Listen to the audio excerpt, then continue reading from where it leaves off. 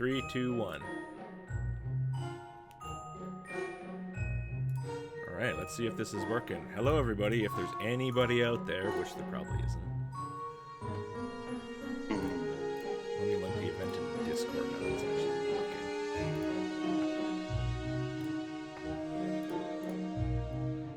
working. You know, you can stream this on your main channel and then just re-upload the stream on your second channel if you want. Do you honestly think I want this on my main channel? No. You can stream it on your main channel and then just so to have it live there. No. And then when Do it's you done, honestly think I want to stream my utter incompetence to 100,000 people? all right, that's up to you. No, I want to look like I know what I'm doing on that channel. On this one, I don't care.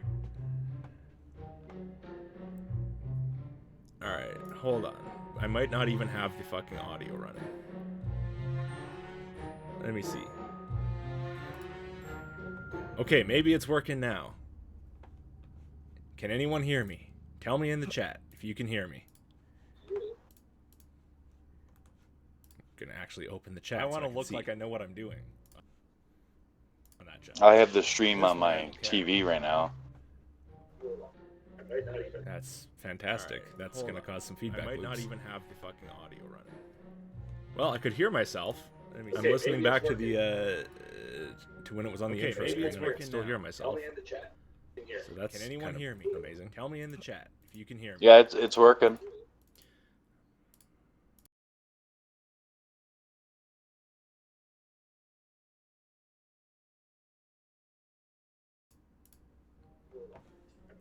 Okay, fantastic. That's gonna cause some. All right, we should be good. We can hear you. Well, I could hear myself. No one is here, Logic. Now there's echoing. Yeah, that's not surprising. Let me just open the chat and then. You can understand, Regs, why I don't want to stream this on my main channel.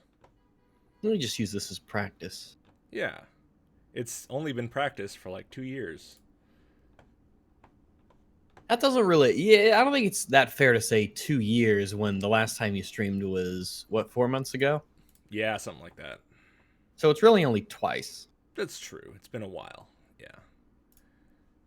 Okay, let me see if I can find, like, chat without having to listen to my own audio. Then again, I could just mute it, but I want to find, like, some sort of... Oh, here we go. Top chat. I'm kind of quiet. Oh, no. You got very low suddenly. Am I still low? Now I'm just using the chat for debug purposes.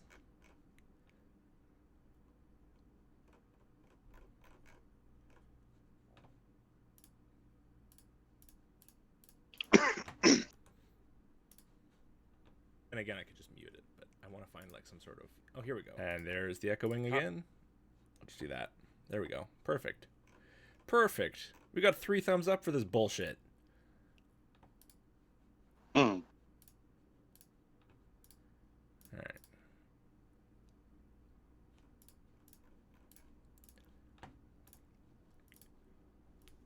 You're not low anymore, Logic. Oh, that's wonderful. That's wonderful.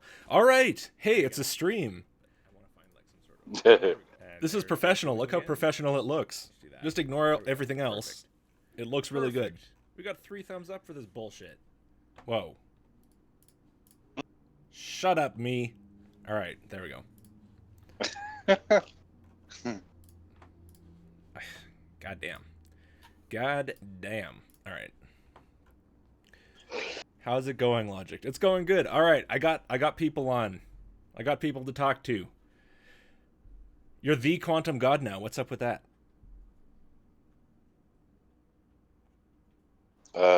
Like from the righteous judge? Yeah. Well, I don't know. I just felt like changing my name to Quantum God because I feel like God's a kind of a quantum field. God's a quantum field. What does that mean? Or in that general like sense or area. Okay. Like I don't quite follow.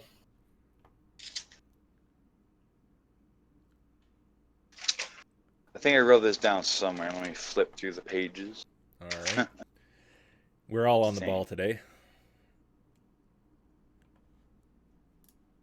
as you can probably tell.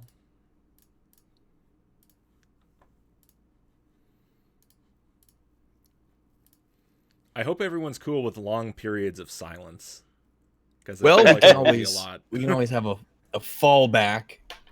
Yeah, that's true. You can talk a lot. Yeah, I know. When I chose my name, what I did was I took a bunch of notes to remind myself why I called myself that thing. So that if anyone asked you, which they inevitably would, then you could just So when people ask, Rags, why are you called Rags? I knew I wouldn't have to remember, because that's very complicated information. That's a really good idea. Like, write down your own lore just so you remember everything. Yeah, the reference lore material for my name. Yeah. I always have people coming up to me and talking about like past lore from my channel from like 8 years ago, and I'm like, I don't even remember that. I don't know what you're talking about. And they're like, but that was like the biggest thing ever. I'm like, I don't know what you're talking about. It was the biggest thing ever. Yeah, the biggest. I got my explanation of why I call myself the Quantum God, or why God is quantum, right here. It's kind of long. It takes up a whole page, but. Well, we can start simple. What does quantum mean? Well, I define it, I suppose, by the quantum mechanics. All right, what does that mean? That doesn't actually tell us what it means. That's just the word used again. I know. The branch of mechanics that maybe. Yeah. The branch of mechanics that deals with the mathematical description of the motion, thus interaction of subatomic particles, incorporating the concepts of quantization of energy. Concepts are an intelligent, conscious construct. So the motion to interaction is an intelligent consciousness whom is quantizing energy in the universe, using a quantum fluctuation for the incorporating of the concepts into a quantization of energy in our universe. So when I say God is quantum, he is the entire universe and the tool or quantum fluctuation that caused the universe to exist. So what was that bit about concepts? You said that, is it because we have a concept of this, then therefore the thing we have a concept of is intelligent? I'm not quite following. I know, I had to read it kind of fast, and it's a lot, but basically the key word out of the definition of quantum mechanics I found was the incorporating of the concepts of the quantization of energy. And concepts are an intelligent, conscious construct. So the motion to interaction would be an intelligent consciousness whom is quantizing energy in the universe. Oh, okay. Okay, I think we got it. Yeah, that makes. Yeah, we're good. Well, it's a bold strategy to use the word in its own definition. Yeah, it's a bit long. It takes up a whole page here, but I mean, if I Google it, it says here, a discrete quantity of energy proportional in magnitude to the frequency of the radiation it represents. I think we should hear maybe your explanation for the name. Like you said, you have a pre-written summary. Maybe that'll help. Yeah, the definition of quantum mechanics that I found on Google just by defining it, the first thing that popped up was the branch of mechanics that deals with the mathematical description of the motion and or thus interaction of subatomic particles, incorporating the concept of the quantization of energy.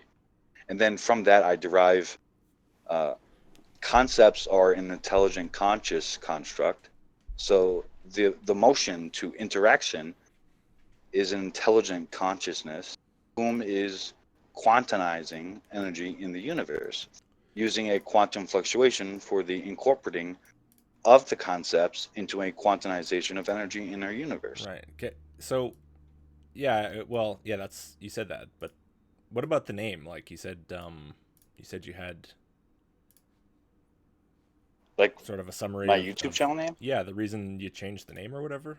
You said you had like pre-written summary of that.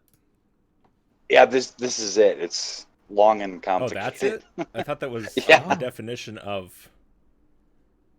Okay, so you just felt like.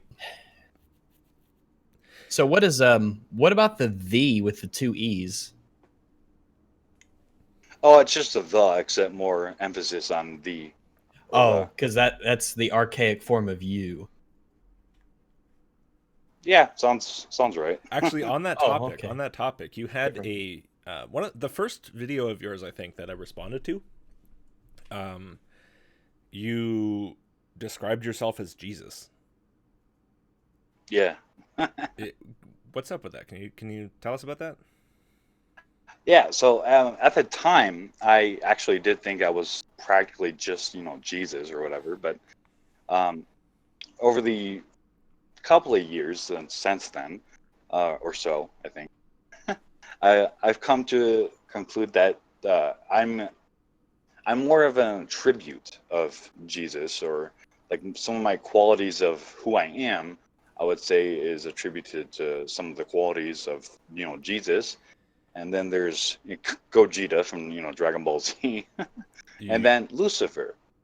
do you, And is this a universal thing? Like, would this be something like, for example, everyone is a child of God type of thing?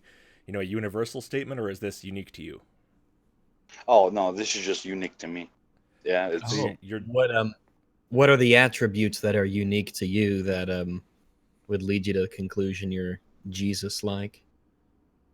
I would say Jesus because well, I'm the quantum God because I my like my logic about God is practically like God's perspective, but in my form.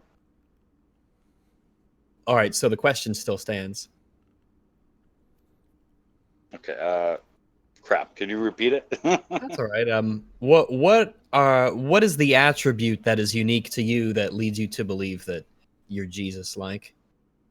Oh, yeah. Just the logic, the intellect, the. Do you so you possess a logic that is identical to Jesus's logic? Well, I would really describe it more as a God type logic. All right. What is it? Could you describe a God type logic and maybe how it differs from a human type logic? Uh, well, I'd have to describe an argument for God for that, because. uh, would you like me just to read an argument for God? Not really. I'd really just like just what's the difference? Because logic is like it's almost akin to a process that we use in a lot of ways. Um, so how would the way that a human uses logic differ from the way that God uses logic? And how do you know that you're using God's method and not a human method of logic? Oh, I see. No, I would just say it's the same basis of logic, like the same area, the same field of reasoning. It's just, I guess, when it comes to proving God's existence or proving it to be rational to believe in, plausible to believe in, etc., I have the highest the highest rationale in terms of proving or rationalizing God. So you mean when you say highest, I assume you mean the most foolproof, watertight. Infalsifiable. Yeah. Ah. Maybe we should get into that. I think that when we were talking in DMs, you were saying that you were preparing I don't know, a list of your favorite arguments, I guess.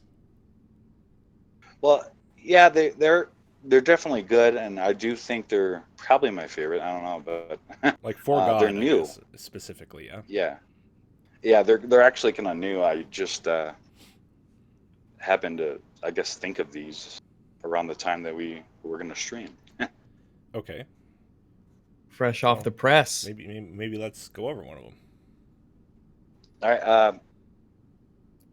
1 second.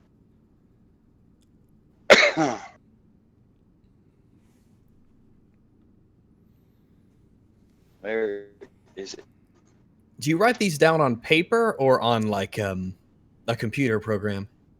Oh, just on paper. I'm poor. Oh, okay.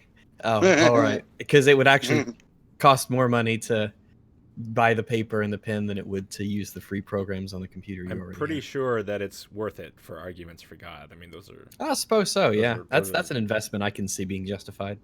Yeah. Sometimes I don't write know. things Maybe on I'm paper just too. Sometimes. Yeah. It's yeah. not very often anymore, but sometimes if it's really useful. Like a I'd probably rather have it on a computer though, but my handwriting is very bad, and that's kind of annoying. But I hear that, man. If you've been typing your whole life, your handwriting gets so utterly fucked. It's unbelievable.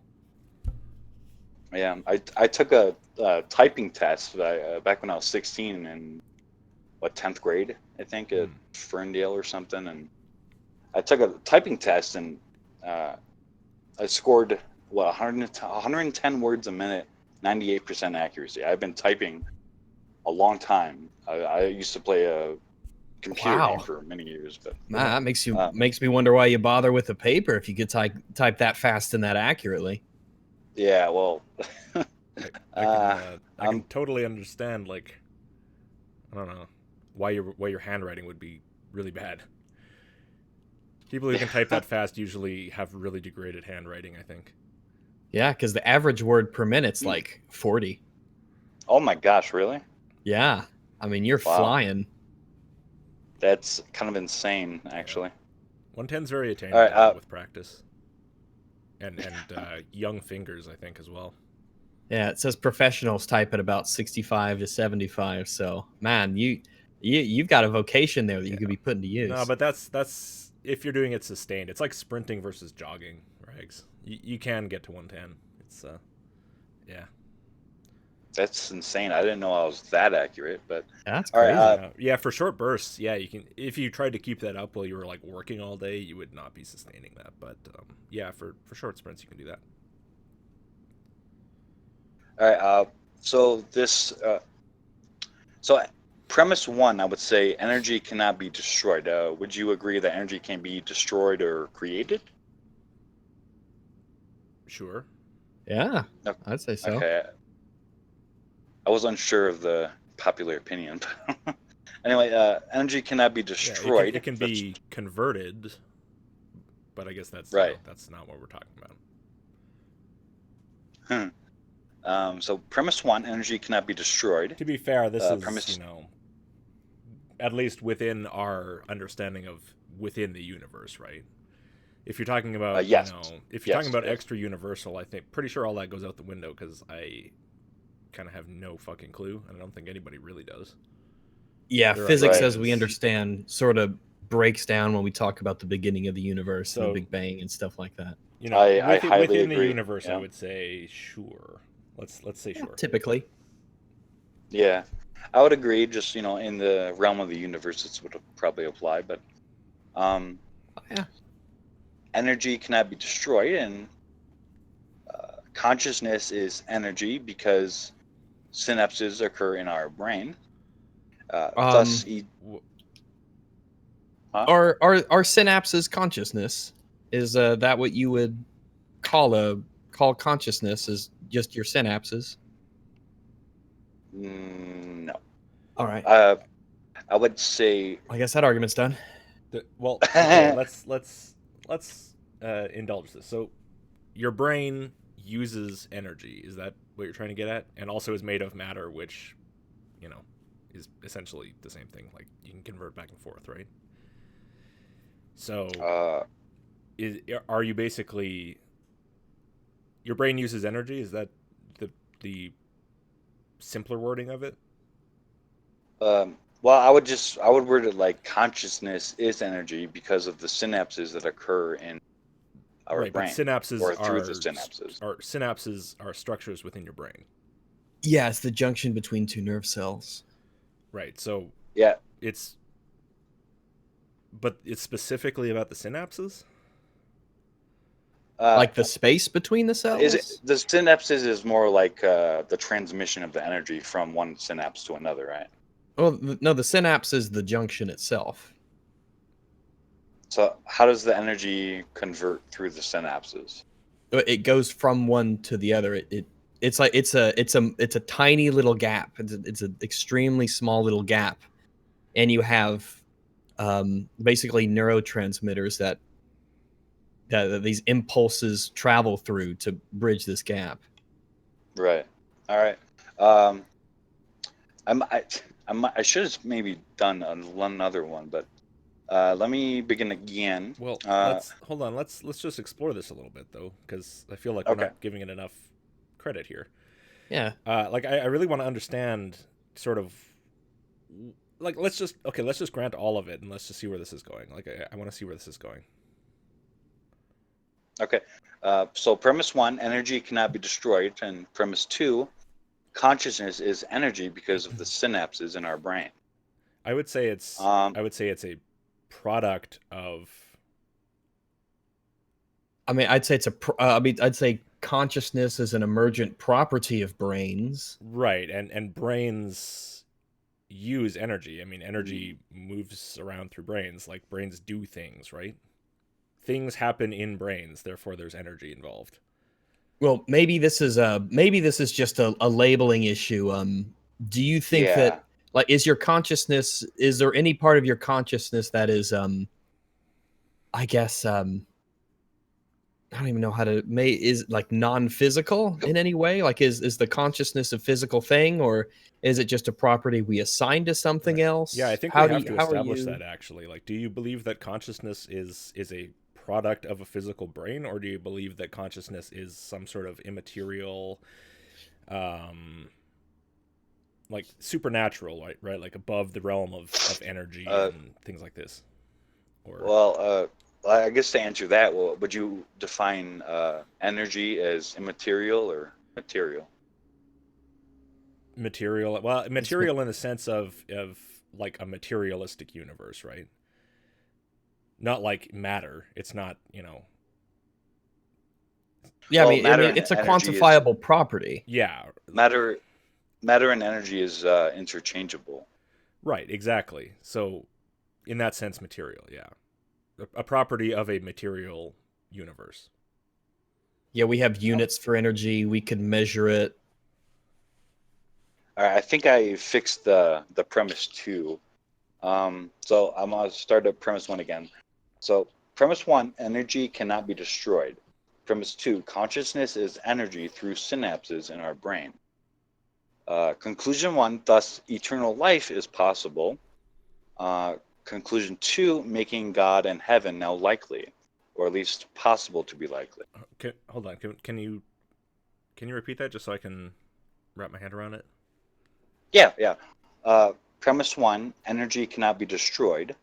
Okay. Premise 2, consciousness is energy through synapses in our brain. I really do not agree that consciousness is energy. I would say that consciousness, consciousness is similar to like what happens in your computer. Consciousness is something that happens when a system works, right? Through using energy. Yeah, like we have energy that flows through our brain using the synapses and all the little neurotransmitters and all that stuff going on. But to say that consciousness is that energy, I think that consciousness is really more of is just a name that we give to the property that is a result of all that stuff happening. I think I have a way to get at this.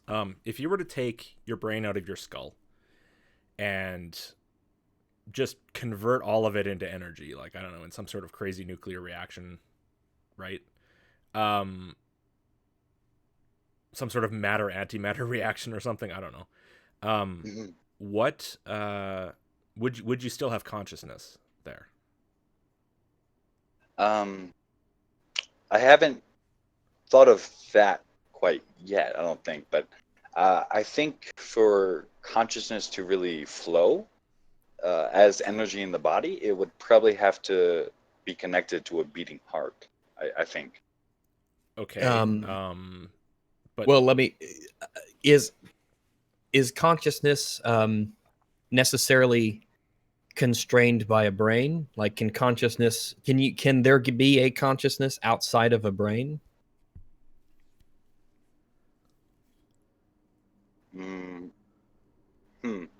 I I don't think I've heard of it, but I haven't either. yeah. What about God? Well, I pretty much just think God is conscious. So so that means there's a brain out there that's housing God's consciousness? Or are we part of God's brain? Is God's brain made of many tiny human brains?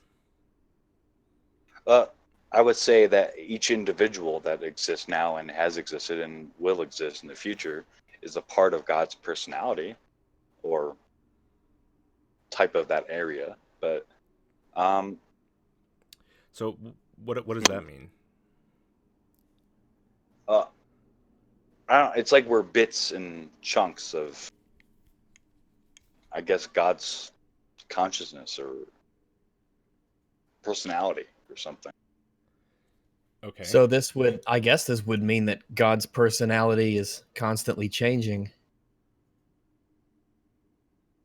Or is it an average? Like, is on average, is the disposition and personality of humans, like, does it always add up to the same overall personality? Is that sort of like, if there's like 50 evil people and 50 good people, that averages out to God or something?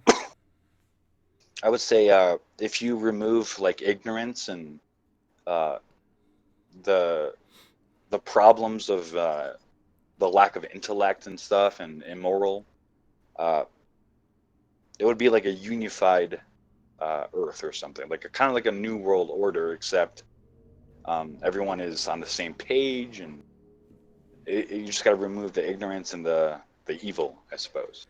Well, that would be nice, but I mean, you say that everyone is an aspect of God's personality, right? Like, is God's personality constant? It can't be if people are always changing. Well, it depends. If like, individual people change, but does the aggregate change? What's an aggregate? The overall, like, if you take all the people together, the average personality, you average it all out. I don't know how you do that because you can't really quantify it, but you know, you average out all the personalities of all the individual people. Does that change? And is that what God's personality is? Yeah, like, as people get nicer, does God get a nicer personality? Yeah, like, if you removed all the ignorance from the world, would then God cease to be ignorant? Would he get smarter? Yeah, I think that's what we're trying to ask. I want to say, I don't know. Maybe I'd have to actually write this stuff down and get back with that. But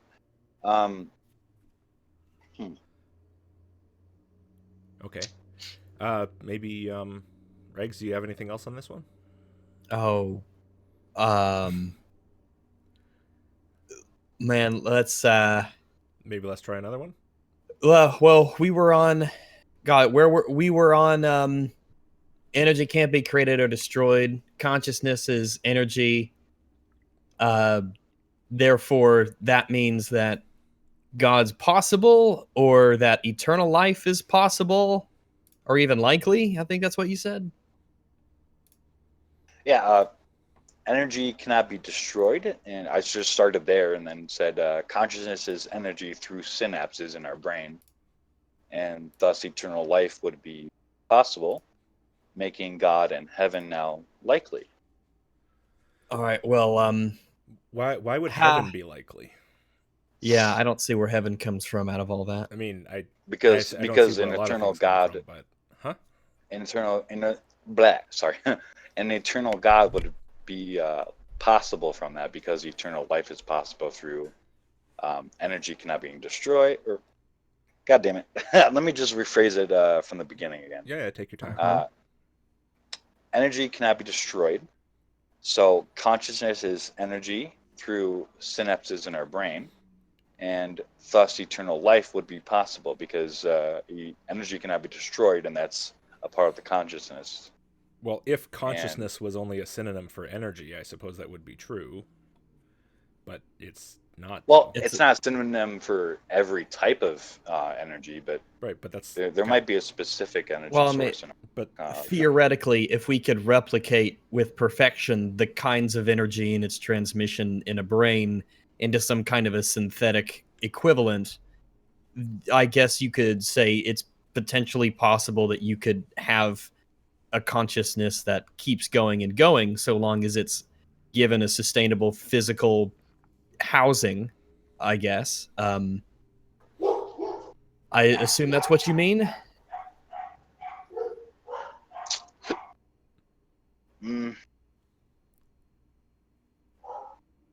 Like, if the brain didn't decay eventually, you would live forever? Is that essentially what you're saying?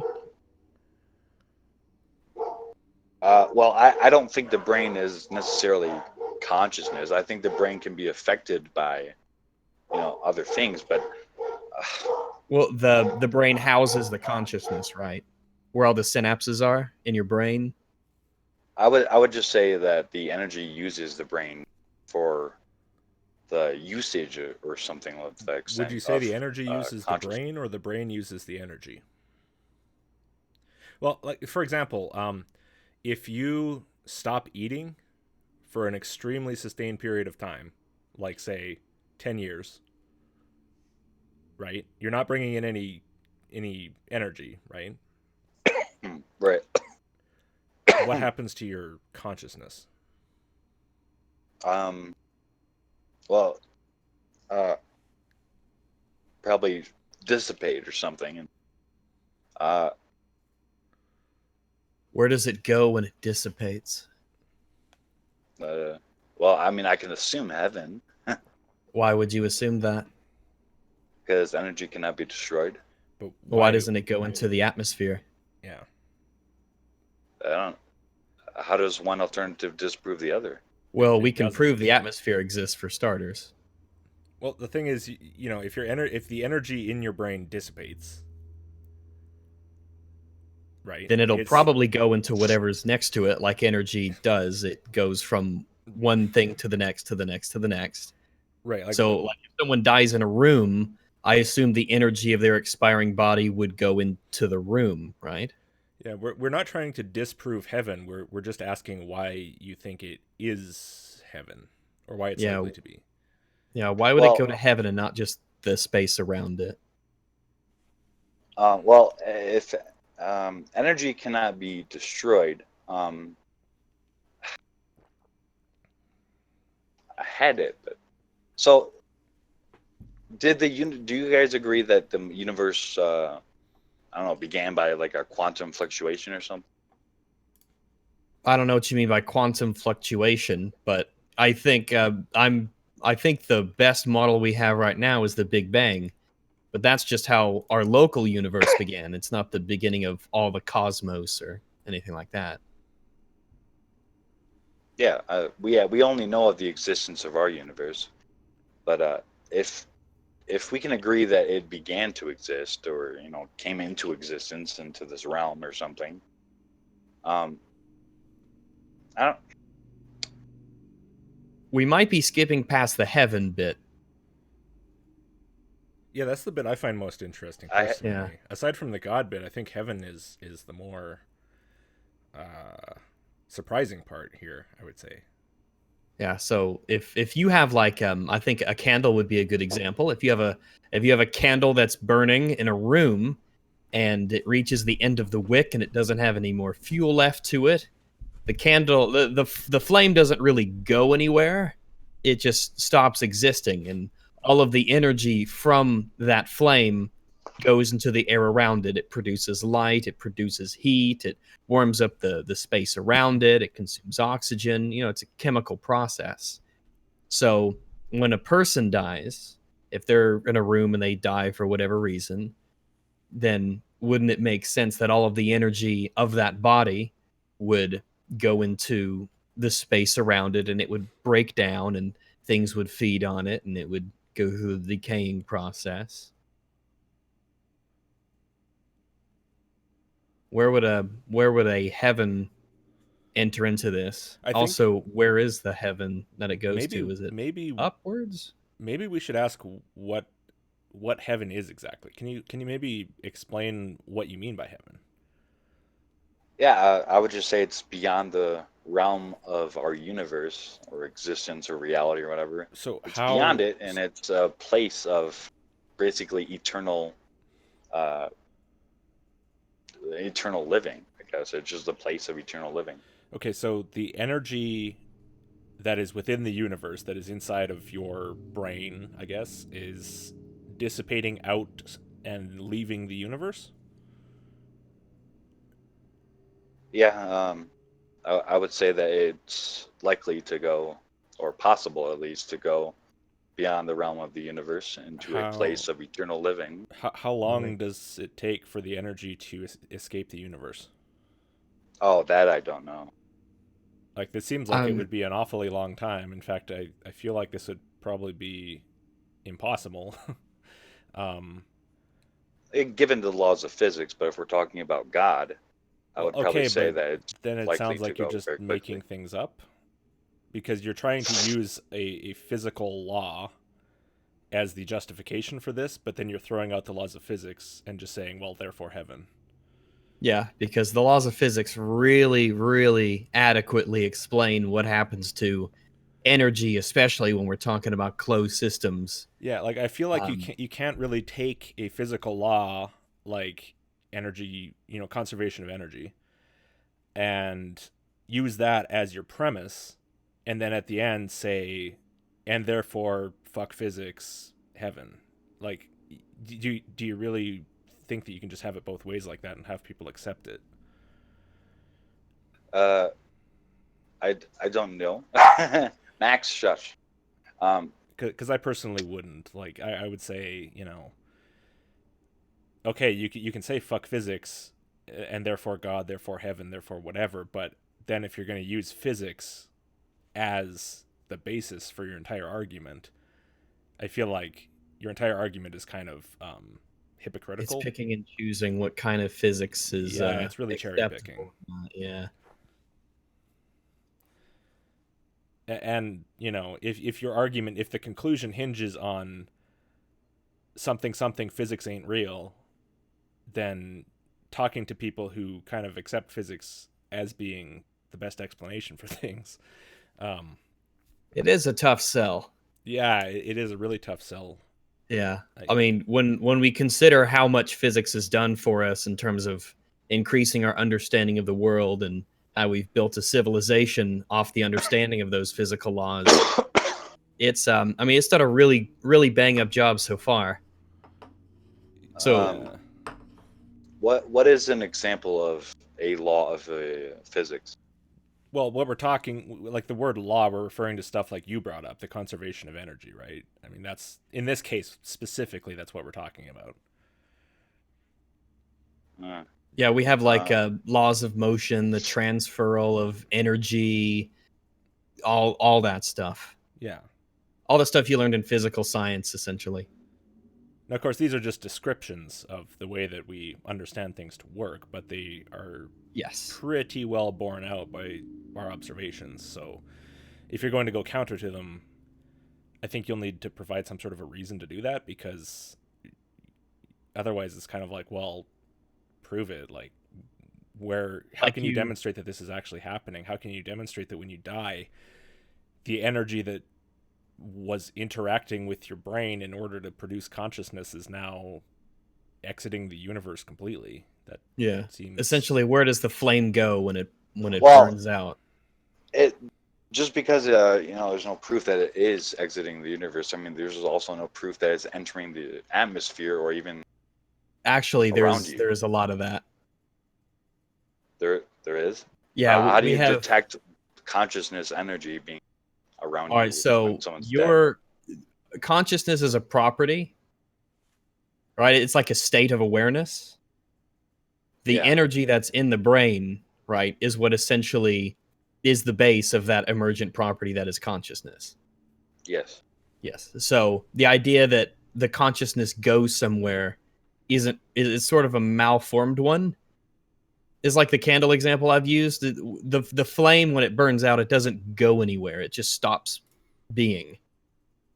Right. Well, and all that energy will have gone someplace else from previously. Yeah, it can look like it just vanished or dissipate, but it can also look like or appear that it just left. So does the flame go to heaven when it burns out? No, but that is a different type of energy, different form. In what sense? Yeah. Well, that a candle or whatever, a flame going out, that's fire. Energy is consciousness in the brain. So if that goes away, it might not just dissipate as fire. Energy. There's a lot of energy going on there. Like it's combusting chemically. Like all the heat, light. Yeah. Yeah. The point of the flame was just to illustrate that things don't necessarily go anywhere. Oh, yeah, I know.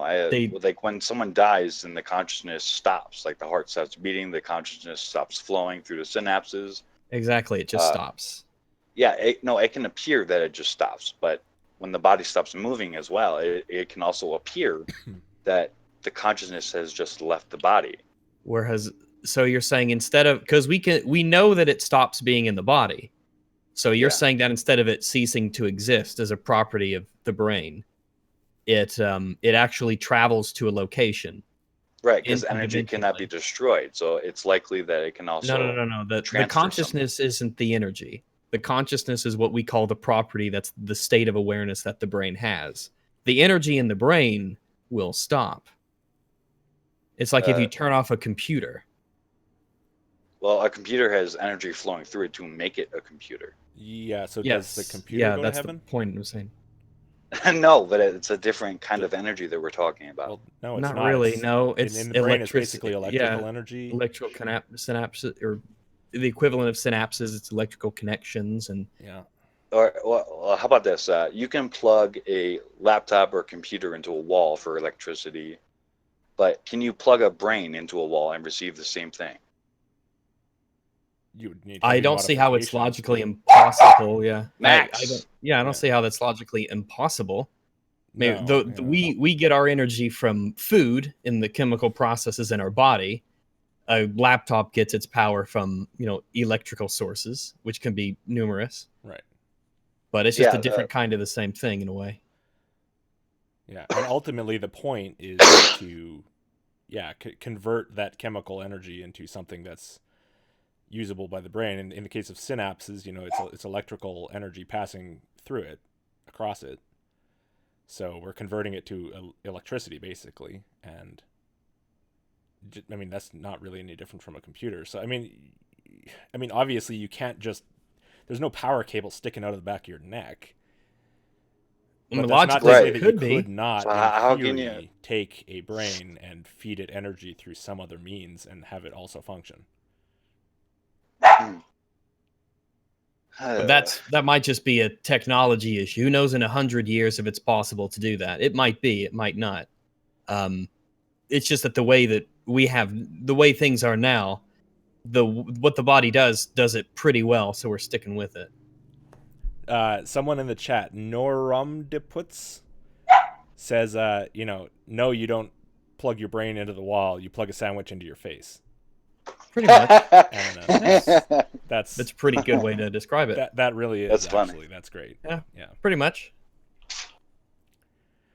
Yeah, I really like that. Yeah, just like energy flows through your body to power your quote unquote consciousness through your brain, right? Energy flows through your computer in order to create, what we call the data and information makes a computer work. I'm unclear why energy being like a different form of energy would make it more likely to exit the universe.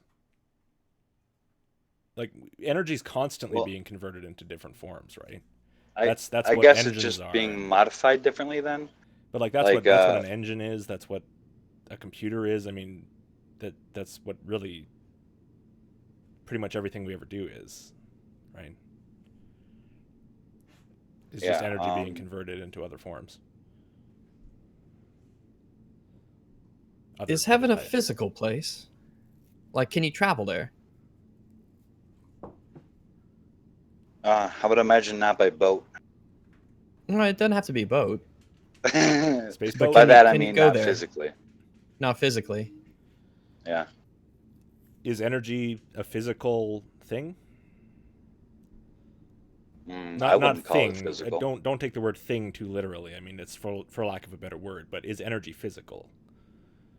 No, I wouldn't necessarily describe it as physical. Well, it's central to physics. It is physics. Physics is basically a description of what energy does. Because we have ways to quantify it. Energy is joules and things like that. We have base units of it. We can measure it. I mean, physics. I mean, energy is a quantitative property. We can manipulate it. We can see the effects of it. We can measure it and quantify it. If it doesn't exist in a physical sense, then are you saying energy is supernatural? I would say that's more of an apt description of energy. It's more of a what description? More of an apt description of energy. Just to call it supernatural? Supernatural. Yeah. Well, what is supernatural in your mind? Yeah. Something that isn't physical. All right. Energy is physical, though. What does it mean for something to not be physical? Tangible. Tangible how? Like a computer is only tangible with energy if you plug it into a wall, or. Well, no, the computer is still tangible whether or not it has power flowing through it. Right, but it's not even usable as a computer unless it has energy. You can use it as a stool. That doesn't really mean anything. Okay, let's say that I take a flamethrower and I use that to throw a whole bunch of heat energy at you. Is that tangible?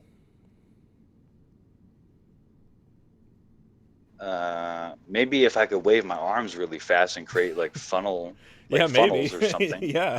Well, but then you that's could also just stand tangible, there right? and you could just stand there and be melted. Yeah. Yeah. It's very tangible. Fire isn't really able to be controlled. I don't really see how. Of course it is. We have matches. Yeah, it's able to be produced, not controlled. No. We have like combustion engines and flamethrowers. Yeah, that's the phone or computer or whatever you're using right now is us controlling energy, which is a very tangible thing. Like, I mean, it's not tangible in the sense that you can pick it up and hold it in your hand. You can't pick up, I mean, contrary to Dragon Ball Z, I guess, you can't just pick up a ball of, like, electricity and hold it in your hand. Yeah, but you could go out and you could build a campfire, and you could change how big it is or how small it is, where it goes, and when to put it out. Yeah. Like, you can absolutely control energy and fire. I mean, we have a whole civilization that's the result of that. So what if a whole forest was set on fire? Could you control that? Yeah. We have people whose jobs it is to control that. Yeah. We have firefighters. It's a profession. Get paid for it. Yeah. Yeah, that's the only way to control fire is with water. Okay. It wouldn't even matter because you've just conceded the point that we can control fire. Yeah. I don't quite understand what you mean. Okay, what do you mean by control? I guess we're getting lower and lower down the series of definitions here. Like what exactly do you mean? Firebender Avatar style or magic? Yeah, I'm not quite clear on what you mean by control. If putting out a fire with water is not controlling the fire, then what would be controlling the fire? No, I would agree that water, controls fire. I guess I just meant. Damn it! What did I mean? What doesn't control it? Well, I mean, it depends on how you want to loosely define control, but The point is we can control fire and energy. We have like engines and aircraft and furnaces, smelters. I mean, we're actually really, really good at controlling energy. To be fair, you know, the aircraft are the only thing that don't actually need energy to run. They just need compressed air. Right. So yeah. that's. I mean, even the insulation in your housing is us controlling energy. Yeah. Your air conditioning unit controls energy. Like almost every gadget that you have and every process that we use to create everything that's synthetic is pretty much a manipulation of energy in one form or another. I feel like we're having sort of a... I feel like most of the problems we're having in this discussion are just definitional. Because I feel like you're using words very, very differently than they're understood within, for example, physics or, I don't know, engineering, day-to-day life, anything really. I don't really grasp... Like, I'm sort of confused what you mean by energy, consciousness, control, I don't know, many things. Well, I mean, I googled consciousness is energy through synapses in our brain. I googled that, and it said that consciousness is energy because of synapses in our brain. No, consciousness is a product of that, sure. Yeah, consciousness is the state or quality of sentience. If consciousness is the product of energy through synapses in our brain, then wouldn't it be plausible just to say that consciousness is the energy through synapses in our brain? Would you say this live stream is the energy in my computer and the internet and YouTube servers? Yeah. It is the energy? It's nothing more than that? It just is the energy? Like, I mean, obviously it's comprised of that. It's a product of that. It's a signal traveling from your computer, from probably the program that it's simulating through. Correct. But if we took all of the energy that is interacting in producing this live stream and, I don't know, converted it all to heat, would it still be a live stream? No, you would just be changing the form of it, wouldn't you? Sure, but it wouldn't be a live stream anymore. Yeah, right. So so essentially the live stream would have died. It would no longer be a live stream, but the energy's all still there, right? So what I'm saying is live stream and energy are not synonymous, right? They're not identical things. Like the energy would remain. Not everything is energy. Have you heard the expression that something can be more than the sum of its parts?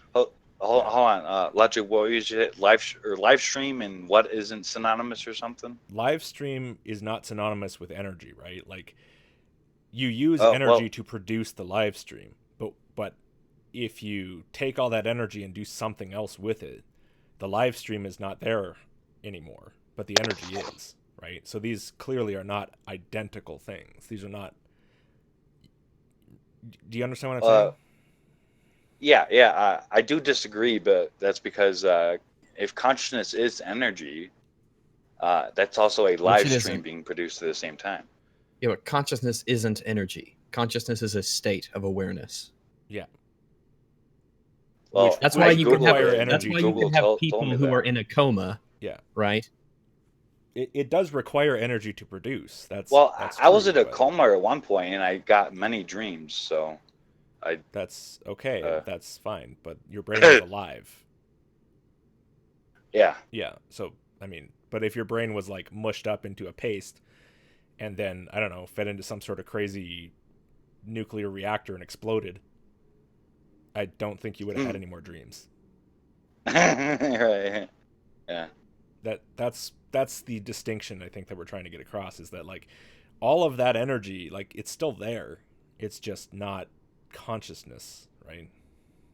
Consciousness is a thing, like consciousness requires energy to produce.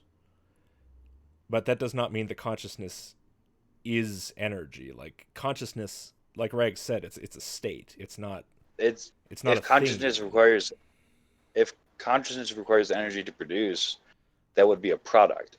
So if I invented something and sold it on the market, that would be my product, and my name would be attached to it, and I would get every ounce of money from that product. Okay. What's your point? I forgot very quickly, but pretty much it just addressed whatever Logic just said. Okay. Of course, I forget. But the consciousness isn't the energy. It's the result of energy in a brain that produces a state, a quality of sentience. Right? It's not the energy. Can I suggest that things are not the results of things that create them? We've been on this for like a good 50 minutes or so, I think. Maybe we should try like a second argument, because I feel like we're just going around in circles at this point. Am I wrong? Does anyone disagree? I do not disagree. I do not disagree. You know, I don't want to like take up the whole stream with one little thing like that. What do you think of atheists? Yeah, true. Atheists? I know, like, I mean, I'm completely changing the subject because it's fun. You talk a lot of shit about atheists in your videos, and you know that's all in good fun. Like, I got no problem with that. I'm just curious, like, what's your take, man? What's your take? Well, just very simple. I just think atheists are ignorant, and I think atheism defines that ignorance. Okay.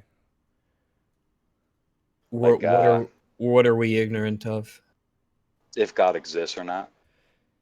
We're ignorant of if he exists. I'm still a bit iffy on what exactly you think God is. Just consciousness, basically. I guess I could just say he's consciousness with a physical body. Well, that's me. I'm God. Eternal. With a physical body? Consciousness is a direct reflection of like God. Are you talking about like Jesus or? No, just I don't believe in the biblical aspects of anything, but so no Jesus. I'm just saying no that Jesus. I thought you were Jesus. No, my personality qualities or whatever is attributed to the likeness or whatever of Jesus. Okay, so Jesus is and Lucifer. Jesus is fictional and Lucifer is fictional, but you are like they are described. Is that what you mean? Yeah. Okay. How are you like Lucifer? I get very angry sometimes, quite a bit actually, but dropping knowledge it's bombs. Really when it yeah, knowledge bombs, but it's more or less about immorality or whatever.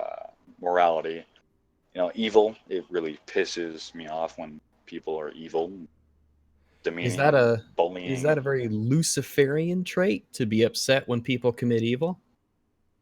Oh yeah, Satan was quite displeased with God. That's kind of why he got sent to Earth. So God was evil? The biblical God was evil, yeah. Okay. All right. I wouldn't disagree. Can I ask something? Is evil tangible or real in the sense that energy is real? Or consciousness is real? I would say evil is. Well, your question was if evil was tangible, right? Well, yeah. I mean, whatever that word means to you, I feel like we didn't quite. Is it reach more than a description of something? Is evil like a physical property, like paint or a dimension? Yeah. I think what I mean is it objective? Is it part of reality, like that things simply are evil, period, end of story within the universe, or is it a matter of your own personal like moral framework? I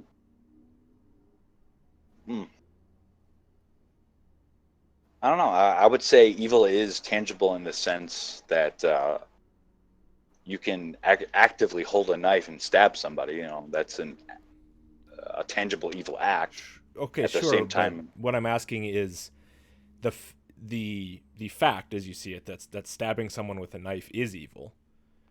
Is that objectively true and like woven into the fabric of reality, or is that just what you think? Right. I would say that it can be objectively true and woven into reality because you're actively stabbing someone And who knows, maybe you're trying to get their money, or rob them or something. That's what do you mean woven into reality? I mean, I'm talking like a crazy poet. Well, I mean, it made sense. Pretty much when you wove it into reality, it's just the act of producing an evil. No, that's not what I mean. I don't mean the act, right? The act happens, right? What I'm talking about is the judgment of the act. Is the judgment of the act as being evil objectively true, right? As opposed to basically, for lack of, a better way of putting it, just your opinion. Oh, well, I would say if you can think a thought, do you think that thought that you thought was true? Depends. No, it depends what the thought is. Not if you. Not. Yeah, not if you think a true thought, but the fact that you did think a thought, is that thought true by the premise that it exists? The fact that the thought occurred, I would say, is true. Yes. Uh-huh. And the fact that the act of stabbing someone with the knife occurred is true. But is it true that it is a fact that was evil?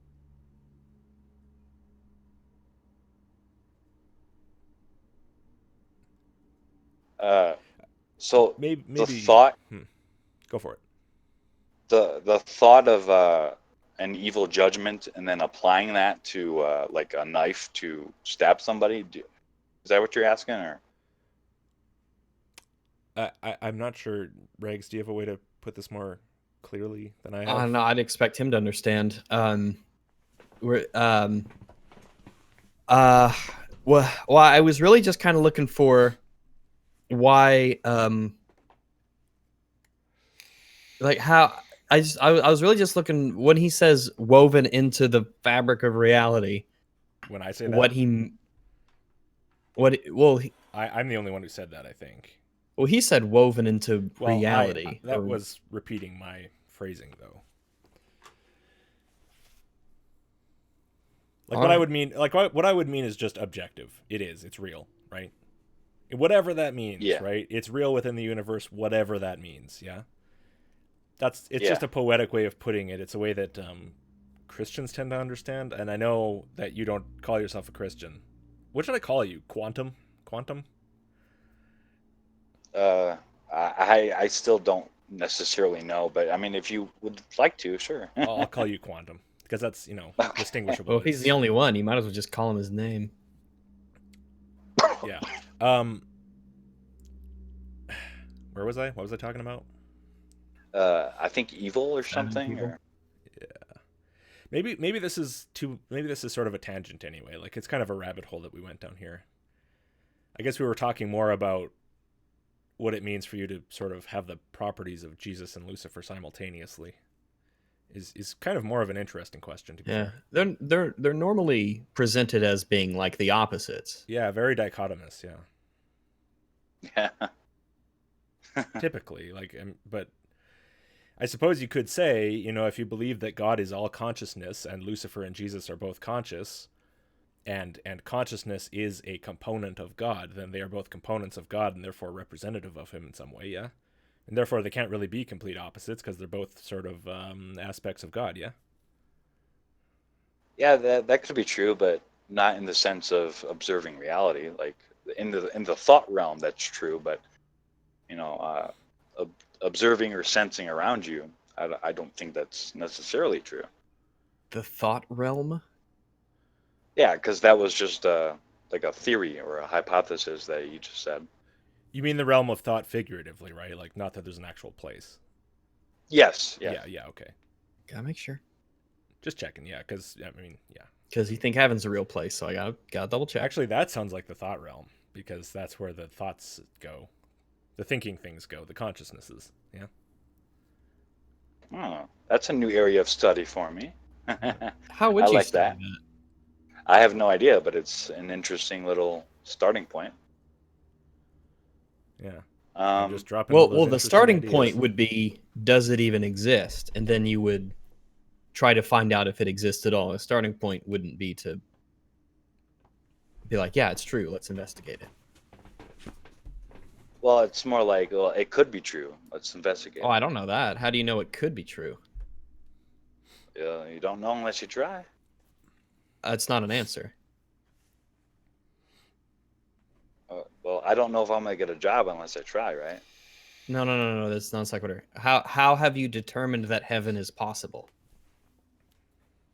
Well, you guys already disagreed, but basically I determined it's possible because energy cannot be destroyed and consciousness is energy through synapses in the brain.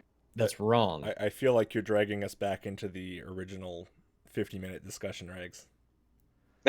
Maybe this is a well, bad... he's the one who went there. Yeah, okay. Well, both of you then. I just don't think we're going to agree on that or really even necessarily grasp what the other side is saying on that. This is an argument that that's an argument that God exists and that eternal life and whatever is likely. And I defined atheists as pretty much ignorant, so I don't think atheists are even capable of understanding if God can exist. That's fine. So it's that's fine, no problem. It's plausible to me that you guys would disagree then. Well, is it because there's something wrong with our brains, or why can't we? Actually, here's a good question now that you say that, because is there something different about the consciousness of an atheist? And if so, when that consciousness dissipates, when it exits the universe, does it go to heaven or does it go somewhere else? Every consciousness, I believe, goes to heaven, regardless of beliefs, acts, gestures, etc. Okay. Is there a point to believing in God then?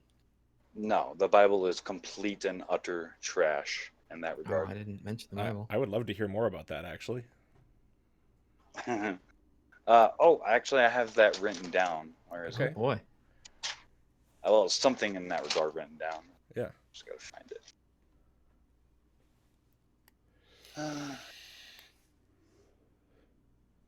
Okay. I suppose I can start here.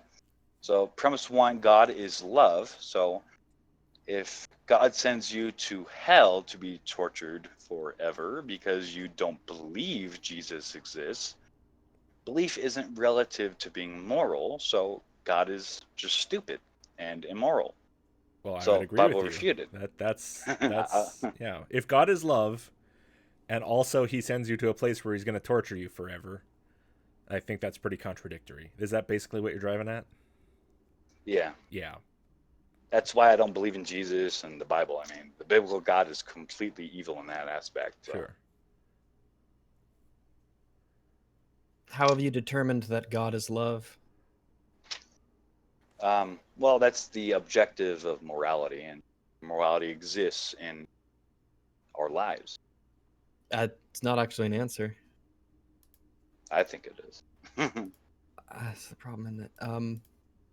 So how do you go from morality only exists because sentient beings came up with a concept. So why would that morality lead you to think that not only God exists, but that God is one aspect of reality and not the other aspect of it? Something in particular caught my eye. You think morality is just a concept? Oh, yeah.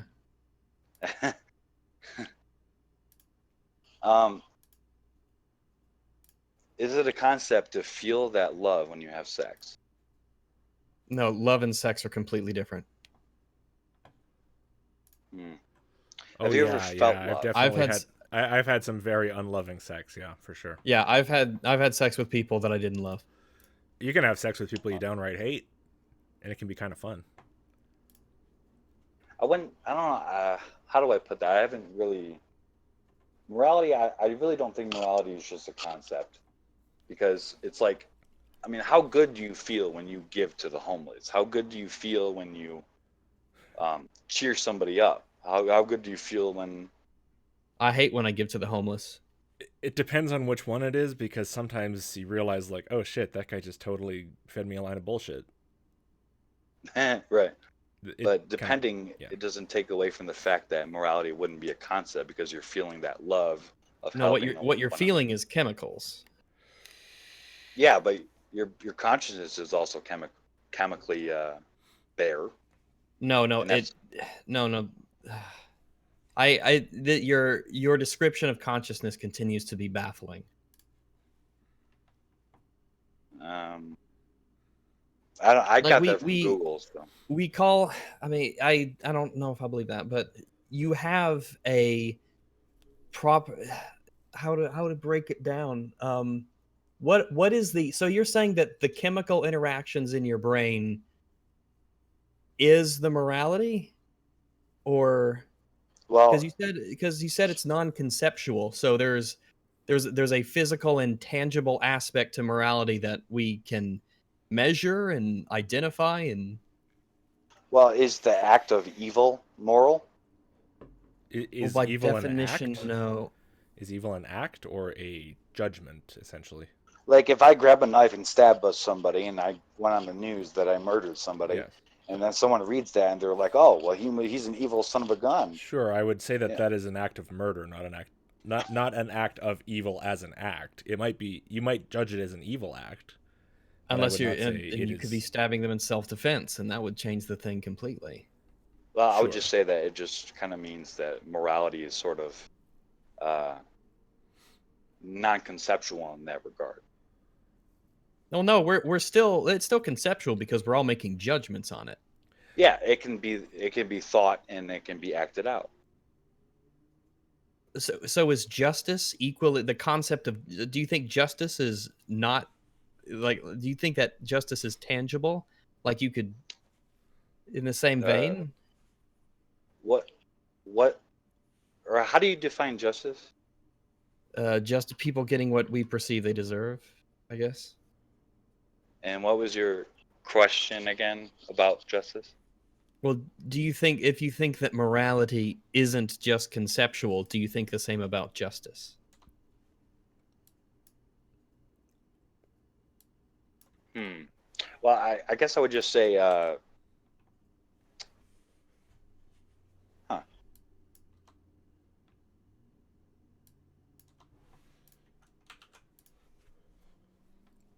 getting what we deserve, being non-conceptual. I think that's what you said. I mean, sort of. I mean, whatever you think justice is, it will probably work for the purposes of the question. Just making sure people get what we perceive to be just for them to get. Yeah. Is the attainment of what's just, essentially, is justice. I think what we perceive that they deserve objectively what they deserve. Yeah, like sitting in the act of sitting in a locked cell for a few weeks because you didn't pay your taxes or whatever, that isn't in and of itself justice. That's just sitting in a locked room, right? Yes, but I mean, it also could change their mind and get them to pay their taxes. No, that's not relevant. No. That's something completely different. That's the act of them serving out a sentence, like in and of itself, isn't intrinsically justice. Right. It's just a body sitting in a room. Yeah. Right. We assign meaning to why they're there as a result of things that they've done for an arbitrary amount of time that we've predetermined beforehand, and all the other stuff that goes. If that were true, then why do police exist? What a baffling what? if I can't keep up with these long sentences or arguments. Are you asking if justice is only conceptual? Why do we have police?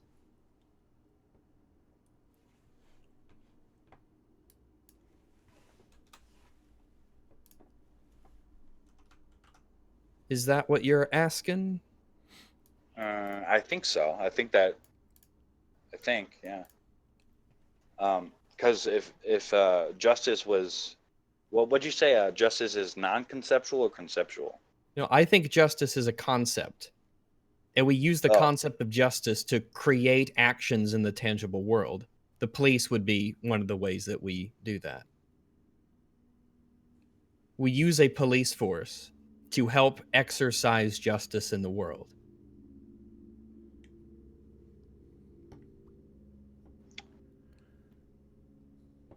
However, the acts of justice are not the same as justice itself as a concept. In the same way that there's a difference between a map and a place. Yeah, I get what you're saying now. You're just saying there's a distinction really between physicality and spirituality. Well, not spirituality, just something that isn't conceptual. Right, thoughts and just like a ball or something. Well, just a concept. Oh. Okay.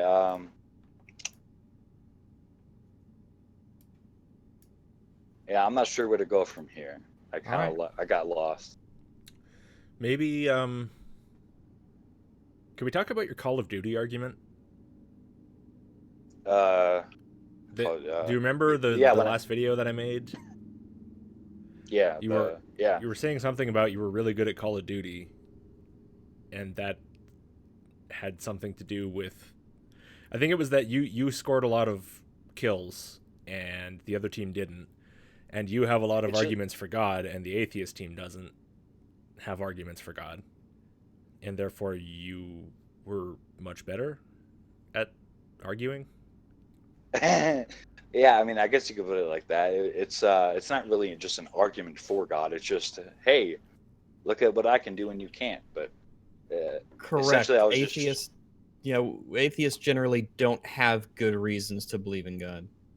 Right, but I do. That's why we're atheists. I know. Yeah.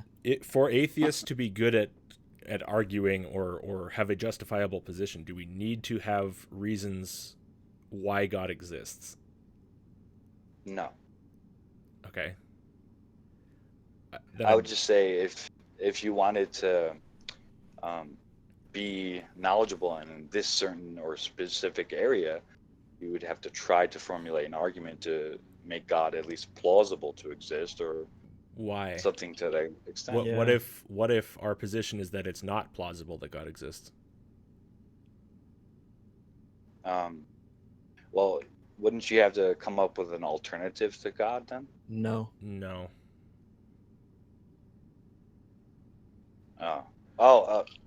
Well, that can be derivative from being just ignorant in that area too.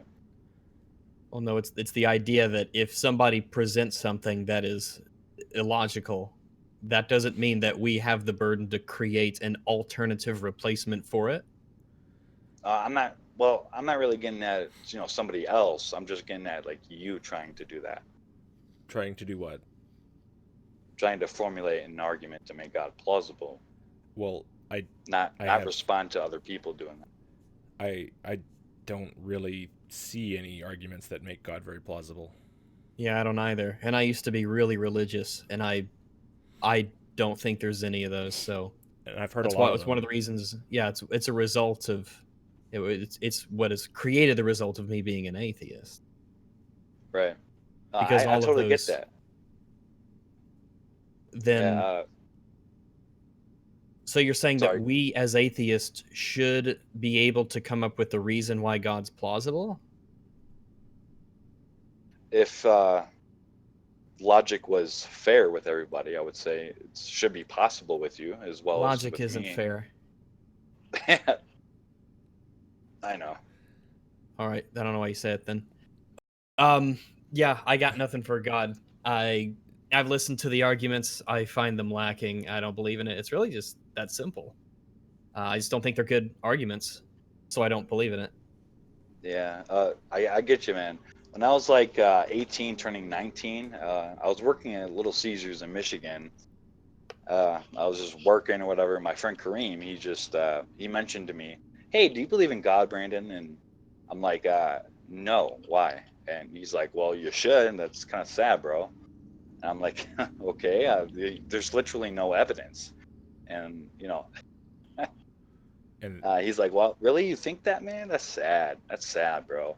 I'm like, "Well, yeah, perhaps, but And then I just walked away and continued my work. And I thought in my head as I was going to prep some food, I thought, should I believe? I mean, why did he mention that? And I'm like, okay, wait a minute. The Big Bang. God could have created the Big. That's literally what started my belief in God. Do you think that it is sad when people don't believe? I did then, but not now. Well, why did he think it was sad? Probably because he was a Christian. He thought, people that don't believe are going to hell. But why did you find that compelling then? Oh, I didn't. I found it, interesting to ponder the belief, or why I might not believe, or not even wanted to look back then. I had no interest in God back then. At least when I was like 18 or whatever. But I thought about what he said, and I just thought about, hey, is there evidence? Like that's how I came across the Big Bang in my head when I was at work. And I'm like, okay, the Big Bang could have been caused by God, so that like jump started my faith or belief or whatever. If it could have been, how did you get from could have been to was? I believe it did. Yeah. That's sort of the key step that you haven't explained yet. Well, that goes back to the argument that energy cannot be destroyed. But you came up with that just a moment ago. Yeah, I mean, I might have started believing because of feelings, but I began to rationalize it. Do you think that that's a good way to arrive at the truth? To believe in something for bad reasons and then rationalize the preconception at a later time? No, excuse me. I think I misspoke, but I took his word on faith or whatever and began to ponder it. And I thought, wow, the Big Bang could have been caused by God, and that just led me to, I guess, where I am now. So it got you thinking about whether God might be real, is what you're saying? Yeah, I mean, essentially, I just thought, yeah. But then from that point, how did you get to therefore God is real? Like, what was your thought process from that point onwards? I don't know if I can recall a certain instance. Okay, so like it was just what made you stop completely not thinking about it and just sort of you started pondering. It just started you pondering. Yeah, it was yeah, the Big Bang potentially being caused by God is what got me just taking God and, I guess, believing. Okay. Do you know what it was that convinced you? At first, it was just the Big Bang and God being likely to cause it, to have caused it. Well, how do you know it was likely that he caused it? Because no one knows what could have been likely. That's an insane thing to say, actually. True, but I mean, consciousness does exist. So no. If it's true that what you said was insane, then it's like, oh yeah, what I said made no sense at all. I shouldn't think that. Instead of continuing forward with it. Well, the way I saw it was God could have caused the Big Bang because God is consciousness, just with that if much you higher define things into existence all day. Why? Okay, how does consciousness cause the Big Bang? Consciousness is. I suppose you said consciousness is synonymous with energy, hey? Oh yeah, I did. Yeah, which is weird because that also implies that God or consciousness can be all powerful too. Is that what it means? No, it's likely to be. How have you determined it's more likely than not? Because energy is involved with consciousness, and if God is energy and consciousness, he can probably utilize But how have you determined that God is energy and consciousness? Because consciousness, I believe, is energy. Why do you believe that? Because Google told me. Okay. Let's not go back down this consciousness energy road. Maybe let's just leave that agree. At the start of the stream. It really sounds like you don't have any actual rationally justified position here. Well, I know. Rags, you're not telling me anything new, man. That's if not you true, know Rags. We have how many is it up to now? 100 plus arguments for why God is real. Yeah, I kind of stopped because it's getting kind of old. Yeah, but there's a lot, right? You have a huge list, right? Yeah. I think maybe we should try one of them because Rags right now is of the opinion that you don't have any good reasons to think that this is real, but you apparently have like at least 100. Yeah. So I think I find my later arguments to be more compelling, I think, than my earlier arguments. Okay. I kind of Okay. I feel like I go through some sort of intellectual bump up, you know. Oh boy. Okay. Shame we couldn't catch you sooner. What is one of those arguments? Yeah.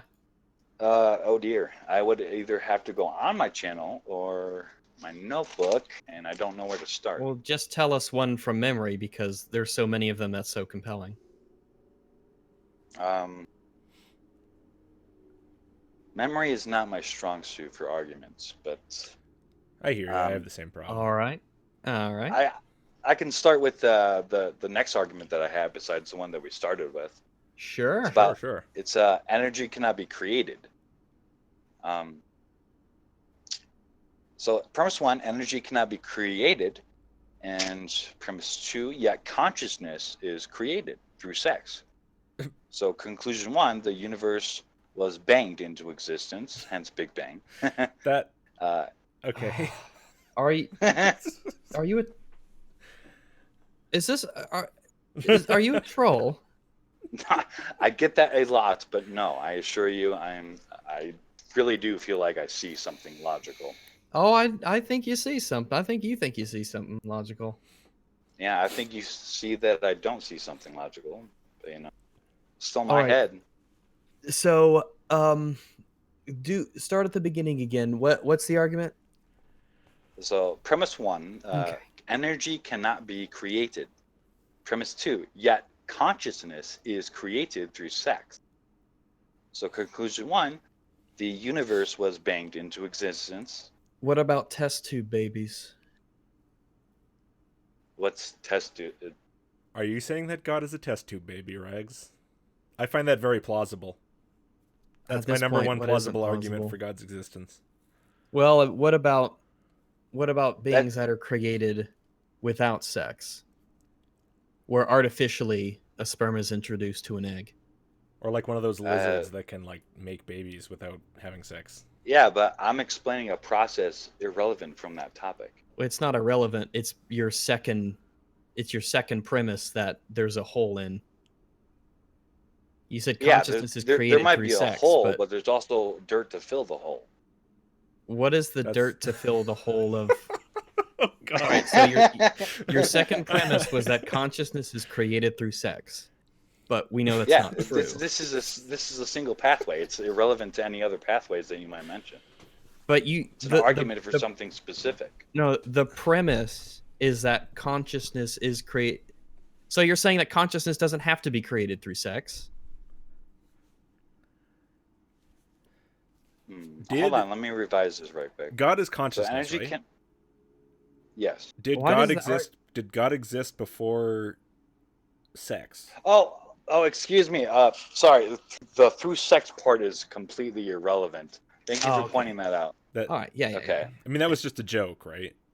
The sex part, or well, no. I thought of it at the time because I thought that was like the only I completely forgot about like sperm banks and all that. So yeah. Everybody always forgetting about sperm banks. It's a valid option, people. Yeah, don't drink on the job now. Is consciousness is created through ...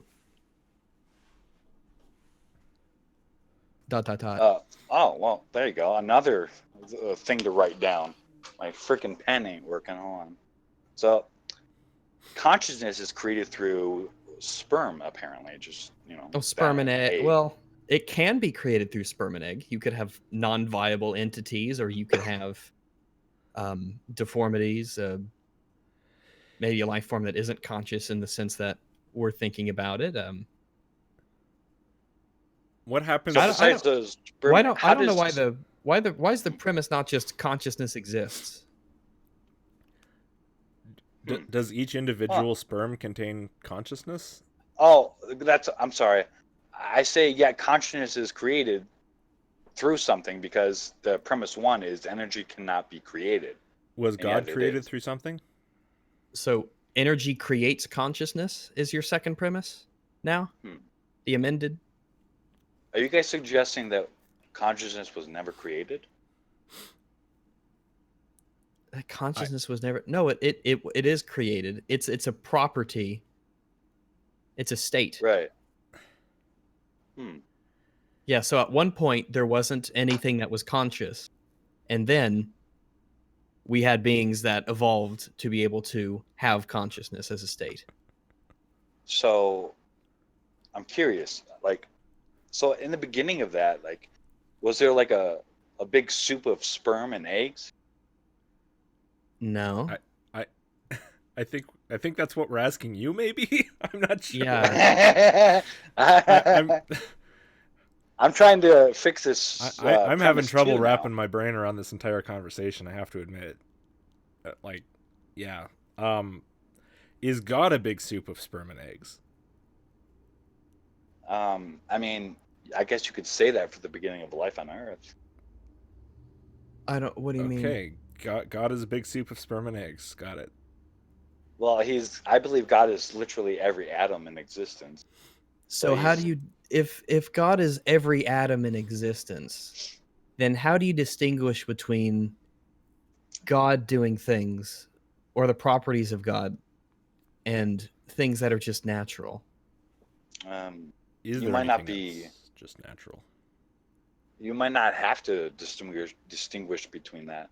Kind of like how if you everything think and is you don't think. Okay. How if so everything is God? So have you just defined him to be that, or is there actually any property that we can look at and be like, oh yeah, that's God? Yeah, I would just say the Big Bang. The Big Bang is God. The Big Bang produced everything that is God. Was there a God before the Big Bang? I believe so. In heaven, in the place of eternal life. So the Big Bang was like God's entrance into the physical world. Yes, I think God created the entrance of our existence. He just created I think he just created a new area of existence, like this the realm that we're in. What makes you think that? Big Bang. I know. What makes you think that the Big Bang was his entrance into the physical world? Well, the Big Bang is defined as everything beginning, right? That's not necessarily true. Yeah. Not really, no. No, it's yeah, well, exactly. You were gonna say rapid expansion. Yeah, it's like a super rapid. It's not really like it's not an explosion.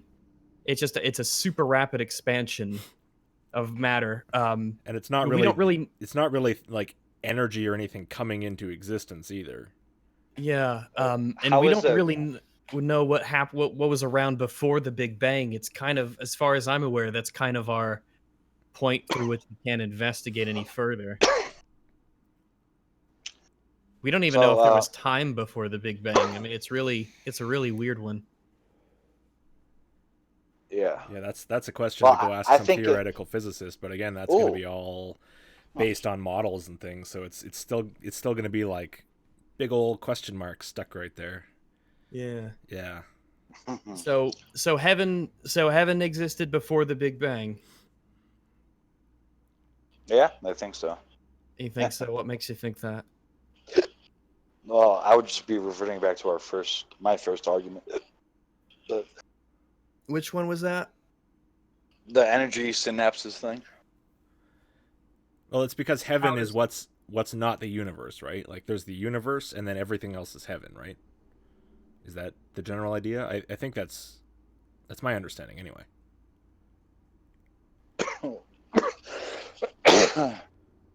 I don't know. I just think that heaven is possible to exist beyond the universe because energy cannot be. Oh, sorry, wrong one. Energy cannot be destroyed, and consciousness is energy through synapses in our brain. Oh, it's not. But how are you gonna go and double check and see if you're right? How are you gonna find out if you're correct or not? What do you mean? I don't know how I can reduce that to a more base form, but how are you going to take what you believe and test it and see if you're correct or not? How are you going to see if what you believe is actually true? Well, I could apply that to, I don't know if I'm going to get this job interview, but... How do you mean? Like, I don't know if I can obtain this job through this job interview. I have to first assess to see if I'm qualified. So that's not a very good example, because if you don't know whether to believe you're going to get the job or not, right? You can go to the job interview and you could test and see if you get the job or not. Right. So Right, so that's if a you want to terrible begin, if you want to begin somewhere, you have to test to see if that beginning is true. Kind of like the universe, the Big Bang. No. If you have a job interview, you can accept the belief that you are going to get the job, right? However, what you That's then do is faith-based. not necessarily faith-based at all, absolutely not. What you can do is you can test that belief by going to the job interview, taking the job interview, and then getting the job. If you Yeah. get the job, then that's how you test to see Right. if it was a well-founded. But that's only true if your employer actually says, "Hey, you're hired." But if Yeah, you that's the actually get test. surprised, That's the test. Yeah, that's the test. yeah, So I'm how not- do you test that there's a heaven? Well, I think that not. walking through the door of the job interview is analogous for dying, is it not? It might be analogous to the thinking about entering that realm. So, thinking about entering heaven is a test for whether heaven is real? I would say that's just deduction of logic or something, like trying to make up an argument to see if that's true. What is? To see if there's a heaven beyond the realm of the universe. Well, generally, the idea is that you don't want to believe in things until there's a good reason to believe in it, or unless Well, that there's just evidence refutes for your it. earlier thing about Yes, shit. but belief, Oh yeah. belief if that I can get a particular job is very, very, very different from the belief that there is a supernatural realm. Mhm.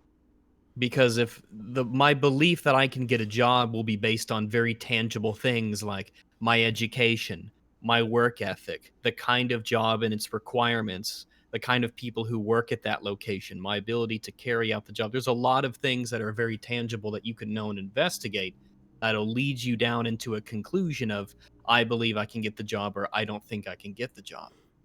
So, Right. what would some similarities be between that and seeing if there's a heaven or not? Experience probably, like What kind of to get experience? to get a better job, or pretty much a job worthy of being able to live and have an income. You'd have to have experience and I be went able over that. to. Yeah, your education and your work ethic. Hey Yeah, guys, I went over Yeah. that. So what's So the equivalent for the heaven thing? I'll be back in like 1 minute, guys. okay. Don't worry, just keep So talking. the equivalent to heaven, why I think heaven is possible to at least transfer to, is because energy, for one, can't be destroyed. And I do believe that consciousness is energy through synapses in our brain. I know you And so believe that would, something that's really weird. Yeah. yeah. So that would make eternal life possible, and then making God and heaven now likely, or at least heaven likely. So if eternal life is so if you accept these premises and then reach the conclusion that eternal life is possible, how do you then go from eternal life is possible, even if conceptually, to it is therefore not even possible, but it is likely that God and heaven exist? What bridges the gap? Mm. Well, well, wait a minute. If it's possible, if that's what we're starting with as being possible, then it could be likely because it is a possible realistic choice. Well, you said it was likely. Yeah, I Now know, it but you could be just likely. you just all you did is correct me. Well, yeah, that's what I'm here for. No, thank you, because that actually helped the argument. Thank you. Oh, good, good. Because I don't see any reason to believe in heaven. So Oh yeah. I don't see any evidence for it. I don't see any processes that exist naturally that would lead us to the conclusion there's a heaven or even that anything supernatural exists. I wouldn't even know how you could begin to test the supernatural. All right, what'd I miss? Well, I think we already do test the supernatural because how is you know, that? we move our bodies and we play PS4 and Those are all very natural things. no, I don't think Yeah. nature produced it at all. How did? I'm sorry. What? I must have misunderstood you. Well, a PS4 isn't natural. Yes, it is. Energy. Well, energy, in the sense that if you want to define, well, it depends on how you want to define naturally. It's a synthetic material. Like we created it. It exists in the natural world. We know the processes that go into creating it. We can make millions of them. We don't create energy. We modify we can it. create the PS4.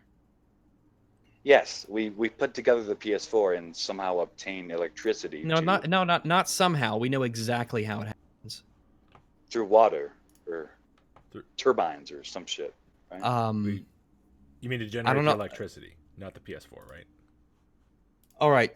So how maybe we have a breakdown at our terms here. What exactly? So do you think that a PlayStation 4 is natural? No.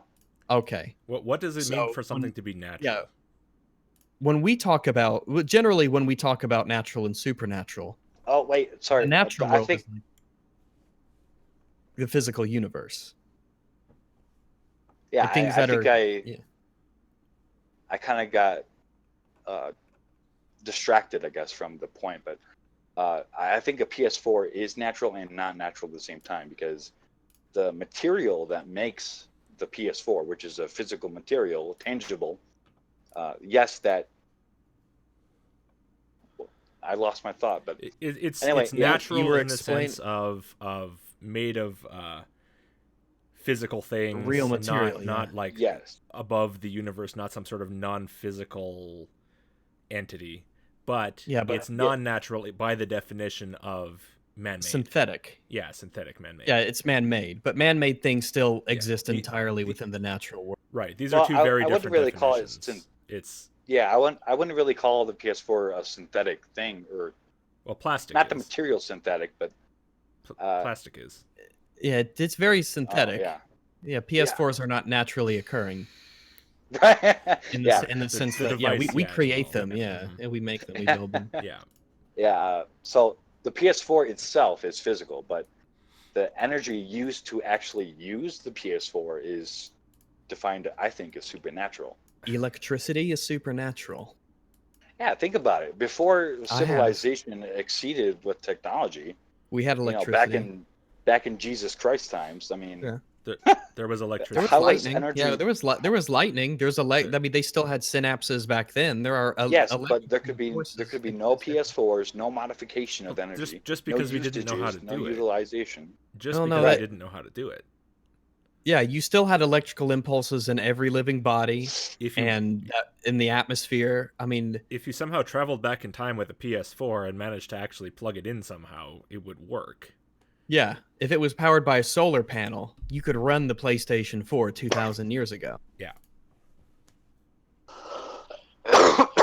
We didn't change anything about the laws of physics. Yeah, we just learned more and more about how they work, and we manipulated them to suit our desires. Yeah.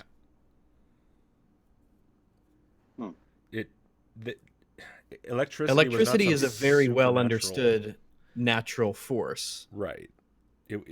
We have measurements for it. We can store it. We can transport it. We can manipulate it. We can do pretty much whatever we want with it. I mean, it powers our homes. I mean, electricity makes this live stream possible. It runs very precisely through our electronic devices. I mean, it's a very natural thing. 2,000 years ago, electricity, energy would not be considered natural. They were wrong. I mean, they thought diseases were demons. I mean, they were incorrect. They were wrong. Yeah, but the point is that it was considered supernatural. But they were wrong. How they considered it and what it is are two different things. We have identified it and we manipulate it as on a regular basis today. Back in the day, we thought it was supernatural potentially, but we know that they were incorrect to believe so. They weren't stupid for it, but... Can I attempt to summarize the argument here? I think what your argument is 2,000 years ago, people would have thought electricity is supernatural. Therefore, today you think electricity is supernatural. But I don't really see how that follows very well. Yeah, that's why I'm kind of questioning it. But well, yeah, it's not. It's the electricity isn't the thing that changed. It's our ability to interact with the electricity. Yeah, so I guess our logic or intellect kind of evolved since then. Well, yeah, we're generally getting smarter and we understand the world more and more. We're becoming less and less ignorant about the world. I don't think it's a matter of smarter necessarily. I think it's more a matter of we have. I mean, we stand on the shoulders of giants. Essentially, we have an entire history of discovery, which has led us up to this point. Like if you sat down a person from 2,000 years ago, like took them as a baby at birth from 2,000 years ago and brought them to today and put them in a university to learn friggin' electrical engineering, they could do it. Yeah, they'd be fine. Yeah, they'd be totally fine. So it's not really everyone's a matter of a product smarter, of their it's a matter time. of less ignorance. Just you can be smart and really ignorant. Huh. Well, I guess I just think energy is supernatural because it's not derivative from, like, how do I put that? It's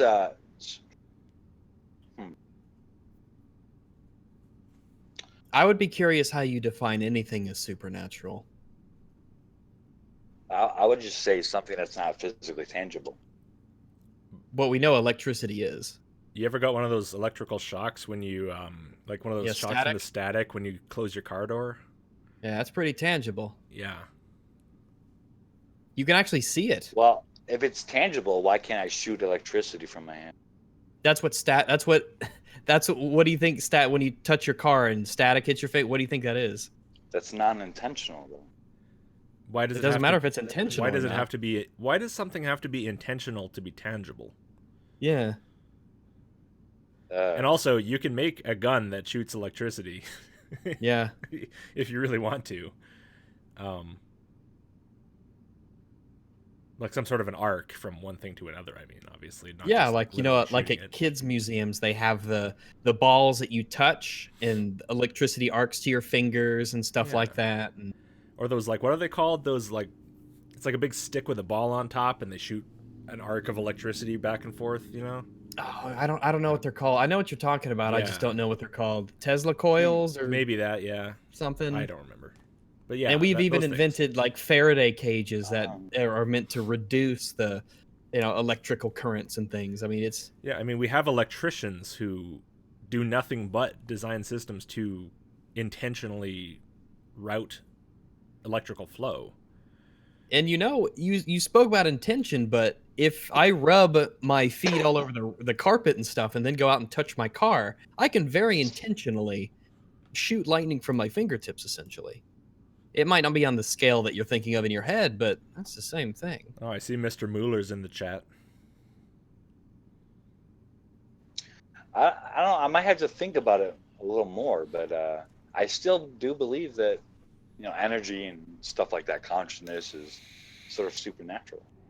The idea that energy is supernatural is very strange because we've used it in a very reliable way to essentially build our civilization. That's why I was so curious about what you consider. How do you define something as supernatural? Like if I pointed to something, if that even is a sensical thing, but how do you define if something is? How do you find out if something is supernatural or natural? Like what's the difference between the two? Well, I guess I can start here. Maybe is breathing natural? Yes. Is being in the middle of space natural? Yes. But I thought you said breathing was natural. It is. So if I'm in the middle of space and not breathing, it's still natural? Correct. Is a tree natural? Is a tree natural? Yeah. Is something that's not a tree natural? That's kind of vague. A dog. That's natural, yeah. Okay, so is breathing natural? Yeah. Is not breathing natural? At least on Earth. on Earth it's natural, but in space it's technically supernatural. No. That's what we're trying. Why is it supernatural to be in space? In space, you just can't breathe it's not because there's nothing to there's, breathe. But that doesn't mean that right. breathing is supernatural. Are you talking about like We if have you people manage in to space breathe, now. like if you manage to go to space and breathe without dying, that would be supernatural? Is that what you're trying to say? I don't know. Like I Leia from The Last say, Jedi, just be totally fine in space. Is the force natural? I would just say the effects differ. So it would just be natural versus supernatural. Like in space, you'll die from not being able to breathe because the point of breathing is, oxygen. Yeah. On Earth, you can breathe and live. In space, you breathe and die. So it's like supernatural. In space, it's still a natural process. You could go. We have people in space right now. It might be a natural process, but it's not a natural result. It's a natural result of natural processes. How do you think we got into space? Because we can identify what happens if we do a thing. I really think you're conflating two very different definitions of natural. Like philosophically natural in the sense of like not like, operating is it outside meant outside to of be physics or versus not natural in the sense of man-made. Like these are not the same thing. And I think that you're saying, like, are you talking about astronauts? Or like if an organism is in an environment around which it didn't evolve? Like if we took a fish and we threw it in the desert, is that natural or supernatural to you? How about like let's say I were to go back in time like 2,000 years ago or whatever, when they had no technology, no nothing, no modified energy. I'm really hoping for the fish question to get answered. Yeah. Okay, 4,000 years ago. They had technology. Okay, they had like cell phones. Why do you think that technology is cell phones? If you beat an animal to death with a rock, that's technology. No, that's not technology. Yeah. That's, what do you? Okay, if I take a stick and I tie a rock to it and I beat an animal with it, is that technology? If you pick up a stick and beat an animal. If I pick up a stick and I tie a rock to the stick and I beat an animal with the rock stick, is that technology? I would just say that's an invention. The way I think of technology Logic, is. why are we here? What's happened to us? The way I think of that led us down this road. Like, is a wheel technology? Yes. Okay. So the wheel is technology, sort but of, I guess, tying a rock to the stick is not technology.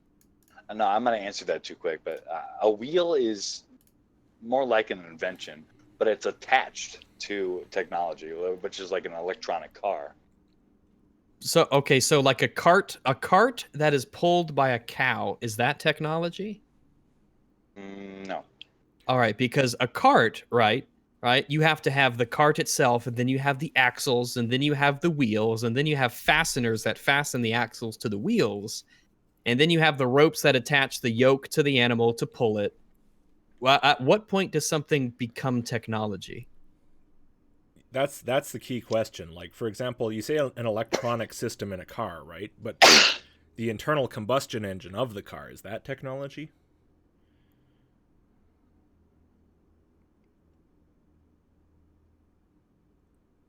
Hello? I'm curious what technology is to you. Yeah, technology I think is just things with being able to be used with energy. Oh, so hitting an animal with a rock then? Yeah, that's applying if you want energy to call yourself, if you want to call yourself technology, then yes. No, using the rock. Yeah, but without consciousness, there would be no rock and stick to beat an animal with. So? Wait, what? What? Without where does consciousness enter into this? Yeah. Because it's energy, right? Okay, hold on. No, it's not. So I agree that technology is something invented, right? Like, we make technology, yes? So I don't think that's under dispute, is it? Rags? That's not we're not disputing that. Well, technology is it's the it's the application of scientific knowledge for practical purposes. Right. It's something that conscious entities do. It's like that we make. It Yes, is like invention. animals can use technology. Yeah. So I mean that's not the issue that we're disputing. Is invention and technology a synonym? Not really.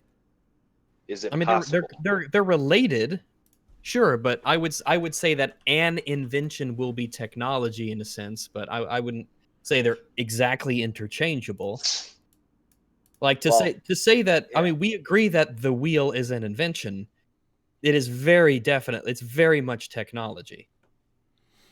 Well, the way I look at technology is this is something that's, I guess, used as or with energy, like a cell phone or computer, like a wheel, TV. I mean, if you call explosions in the pistons because of fuel, just the wheel. Well, levers and fulcrums are technology, correct? I'd rather just say that it was an invention. Like, what was the purpose of this in the first place? Maybe we should just accept the definition and move on. What do you think? I don't know. He's got a weird. I know it's thing about technology. I know, but we can move on. Absolutely. This is interesting. I think. Sorry, hold on. My point was, if you go back, back when technology, energy wasn't modified, whatever. Back when cavemen existed or something. Sure, sure. Okay. Yeah. You take a cell phone back then. You take a cell phone there back then with a battery in it, and it can be turned on and utilized. And you show that to a caveman, they're going to think it's supernatural. Right. Yeah, and but they'd be wrong. It's they're wrong. And it's not now, but back then it would be, and that no. It was never supernatural. It was never supernatural. They would consider it supernatural, while simultaneously it is natural. Have you ever heard the phrase, any sufficiently advanced technology is indistinguishable from magic? No. All right. Well, that's one of Arthur C. Clarke's little things. If you went back in time with a cell phone and showed it to a caveman, the caveman obviously is a product of caveman times. He would have absolutely no grasp of how it works. He couldn't explain it. He would be unable to do so. You would have to, in whatever way, if it was possible, explain to the caveman how it works. I bet you could teach a caveman how to use the phone. In much the same way, you and I know how to use a phone, but we probably don't really know how it works exactly. I don't know if a caveman actually could utilize a phone. I bet he could.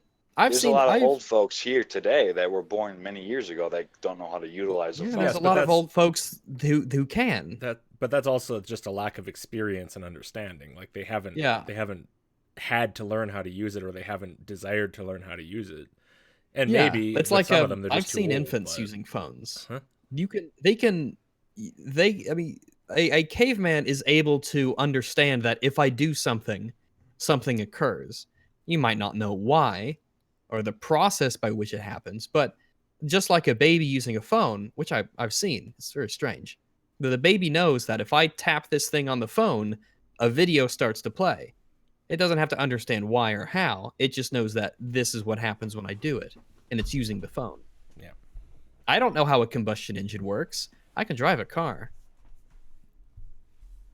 Well, I guess I was just getting at that if you introduce like a PS4 or a cell phone to someone way back in the day that had no idea what that was, they would actually just consider it to be supernatural. So that would just tell me that it's possible that energy could be supernatural. How do these things link up? Yeah, because we know that back in the those day, things are not supernatural. Okay. Yeah, but we know that they were wrong. Can I try to formulate the argument a little more concisely? Sure. If a caveman would think a cell phone is supernatural, energy may be supernatural. I think you're missing a few steps in there somewhere.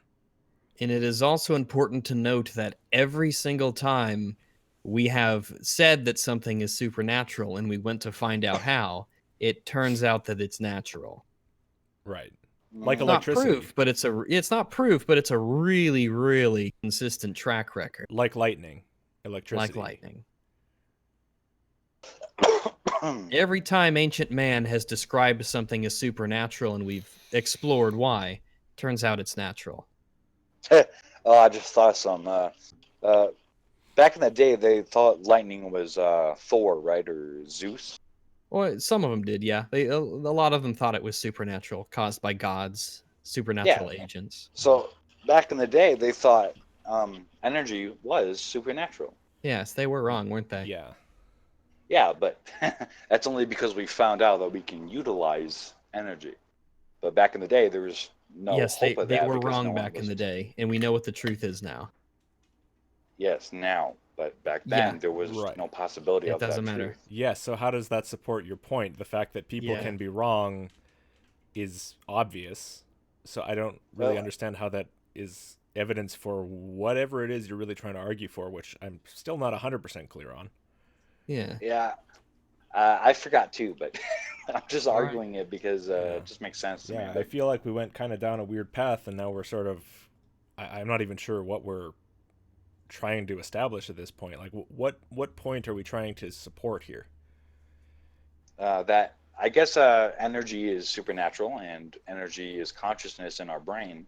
So consciousness is possible to be supernatural, and I guess God would be able to be... consciousness is possible to be supernatural?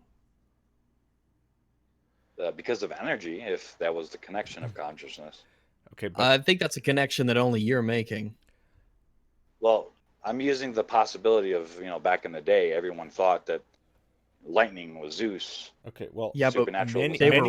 Many millions of people, billions of people today believe consciousness is supernatural. But why? What leads you to believe that it actually is? Like, I don't... Obviously... Yeah, how do you test it? Some how do you people find believe out? that. Some people believe it could be supernatural or is supernatural. I mean, okay, fine, it could be. I'll grant you it could be. So now make me believe it is. That's the reason we found out is because we tested it, and now we know what the truth is. So we're always increasing our level of understanding. So how do you do that with your belief? How do you test that out? How do you find out? And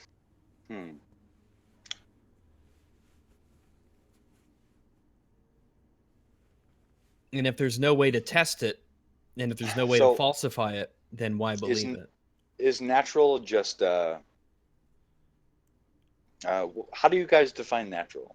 Well, personally, I would just define it as everything, because nobody's ever really explained what it even means to be supernatural. Like, there doesn't seem to be any supernatural entities. The physical world. Yeah. Nature is the physical world. Do you think that's Earth? No, physical reality, like the universe. And then all the cosmos. if there's something outside of the universe, also that, because that's just a thing that is. Like, what does it even mean for something to be supernatural? Like, people have a very hard time explaining this. Some people say, oh, well, it's logic. Some people say it's math. Some people say it's words. But all of that is natural. It's just... So I don't really understand. Yeah. And also, natural entities can create conceptual things. Everybody seems to have a different definition, too. Like, some people talk about ghosts and go, like, ghosts is an example of something supernatural. But everybody seems to have a different definition of what it even means to be supernatural. Maybe if you gave us an example of something that was supernatural that wasn't energy...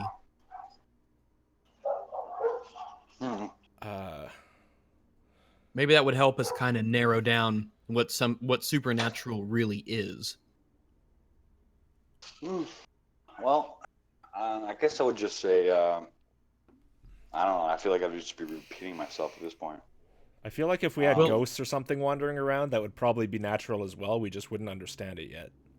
Yeah, because we'd be able to record them and look at them, and we'd be like, "What the hell's going on there?" And then 1,000 years from now, we'd go, "Oh, okay, that's what it was." Oh yeah, that's how it was. Yeah, now we get it.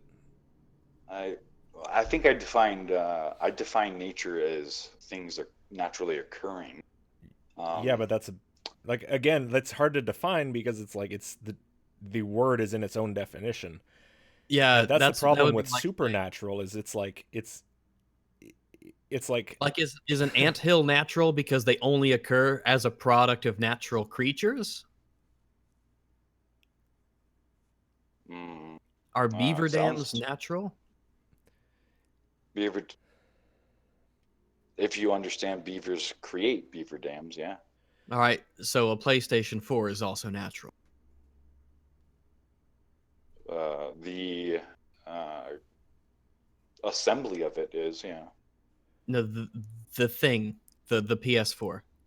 Because Yes. just like an ant creates an anthill, we're doing the same thing just on a more complex scale. We're rearranging the matter around us, essentially. We're using the nature around us to create objects.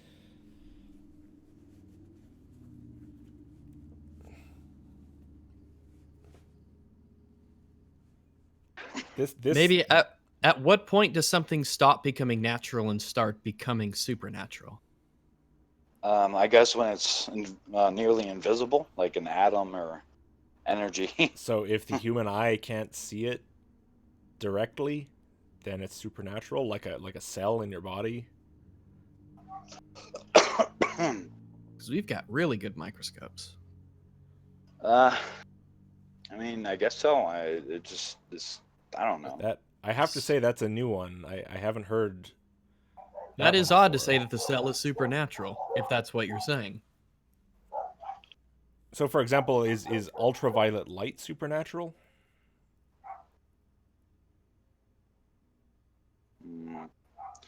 Is that from the sun? Yeah, light beyond the visible light spectrum. So you have violet light, and then you have ultraviolet light, and all the way up to like X-rays, right? Say X-rays. Are X-rays supernatural? You can't see an X-ray. Right. Yeah. I think so. Yeah, because not only that, because it's invisible or whatever, because doesn't it cause cancer or something? That sounds to me like that would make it even more natural. Is everything that causes cancer supernatural? Tobacco? I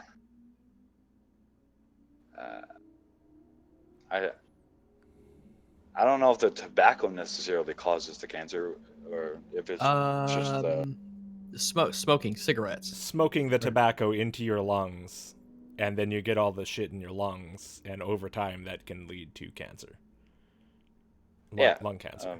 I think it might just be from the 4,000 or 400 poisons that they put in it. Okay, that's well, are the poisons supernatural? Well, they cause death, so I guess it's likely or possible at least. Are bears supernatural? Those cause death.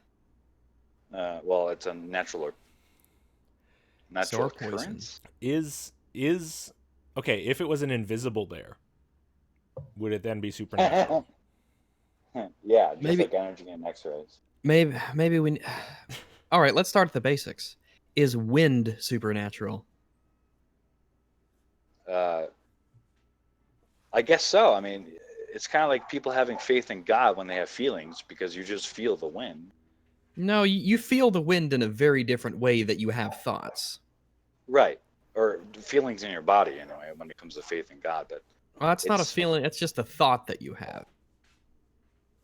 The wind is a very physical, real sensation caused by actual particles coming into contact with each other. Yeah, you feel that.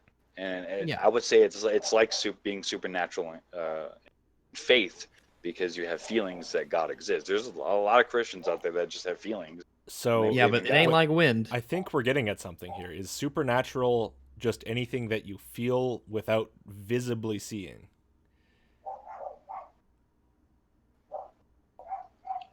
Is that the definition we're going with?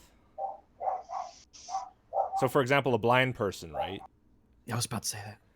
A blind person can, like, have sex. Is the person they're having sex with supernatural because the blind person can't see them?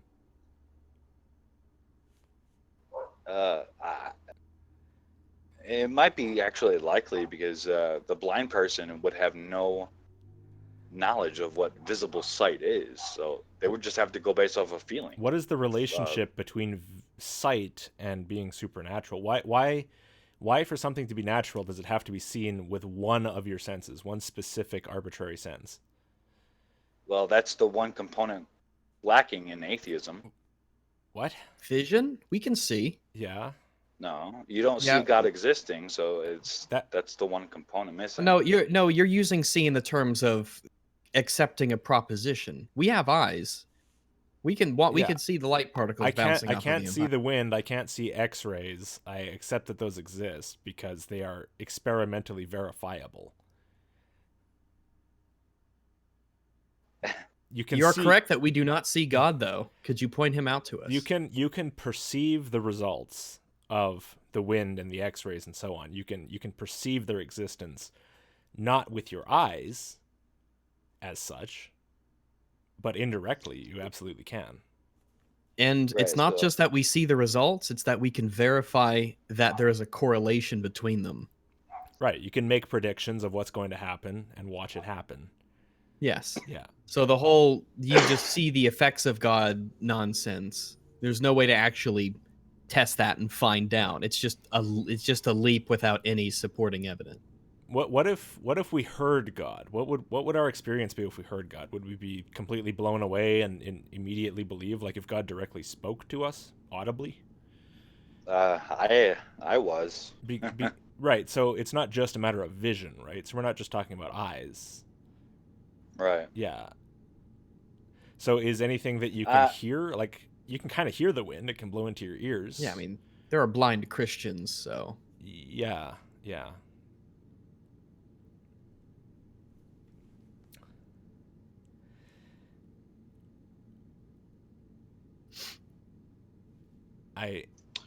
I feel like this definition of supernatural might have one or two issues in being. I feel like it's really bad. Entirely vision based. I think. Like. I just think it's possible because of the past, really. And what was this thing about causing death? Like, are those the two criteria, that it's invisible and causes death or can cause death?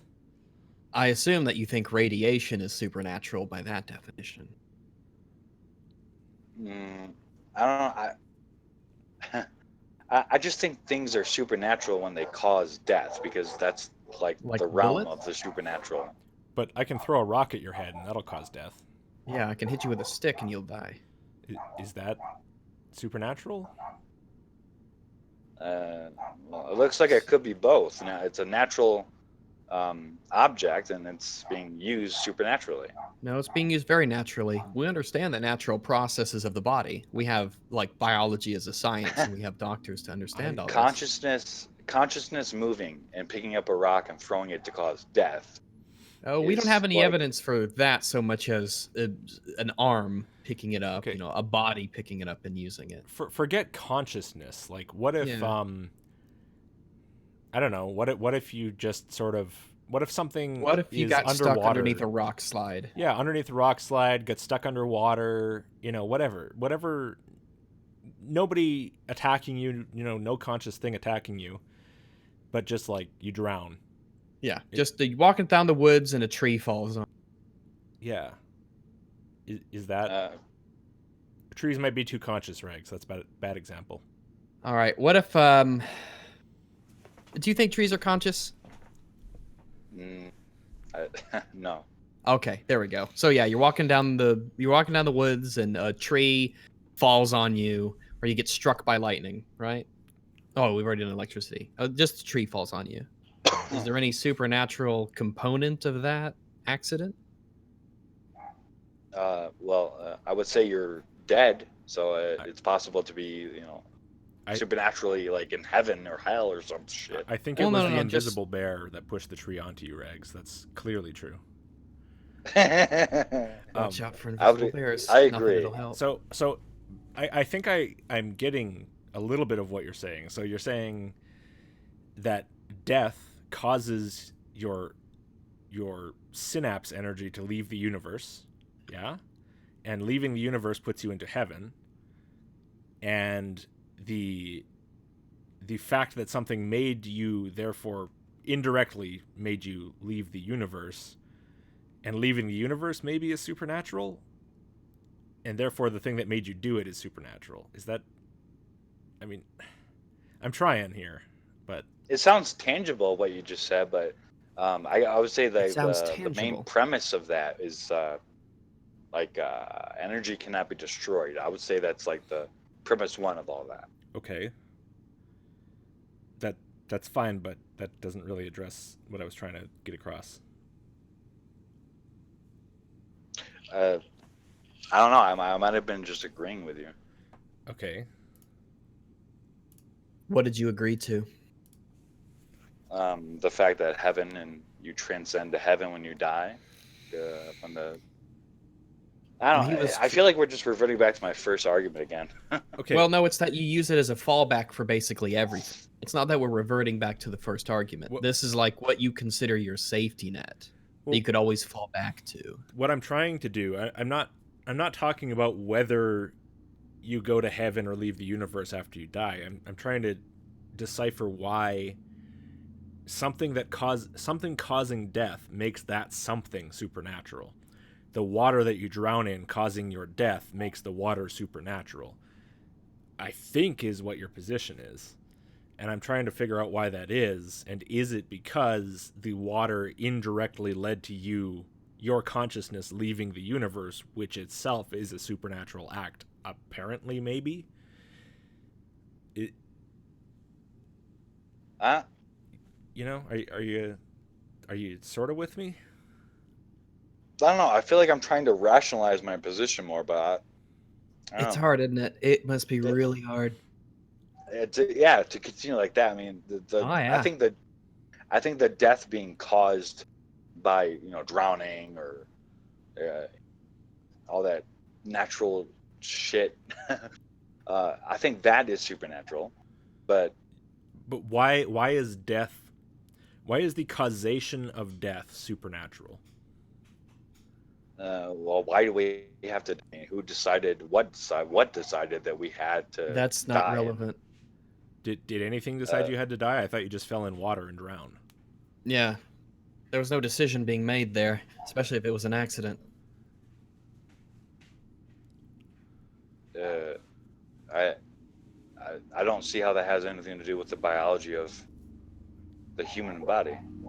It's because it's a biological process. Death is a biological process. Yes, that's all we know is that. Oh my god, my fucking dogs, man. Yeah, they're having a field day there. Yeah. How many dogs do you have? 3. Oh yeah, that's got to be a fucking nightmare. Yeah. Yeah, when they get barking, they get loud. But what were we just talking about? Something about natural causes death or biology? We were asking what was supernatural about somebody just dying, especially if it was an accident like a lightning strike or drowning or a tree falling on their head. Right. Yeah. Well, I'm kind of curious why the universe or whatever produced our existence decided or made us in a way that we were finite. I mean, why couldn't we be produced? What makes you think that's a tangent? Yeah, I mean, it is a tangent, but what makes you think that that was intentional, or that your death of falling into water by accident and drowning was also intentional? Like, what makes any of this intentional? I don't know. I'm just saying, why was the human body designed to be impacted by the world around you to be caused to die? Why are you saying it was designed? I don't think I am. Yeah, you did. You just said it was designed. Why were we designed this way? So like, why are we starting with it being designed? I don't think it was designed. I mean, I don't know what else to call the appearance of mechanicry. Like the fact that we have, like the fact that a body can, like, possesses locomotion. There's nothing about that implies it was designed. Are you saying that the human body is a technological invention by something else? Perhaps, yeah, I suppose. Well, But do you I was believe originally, I don't know. Hold on.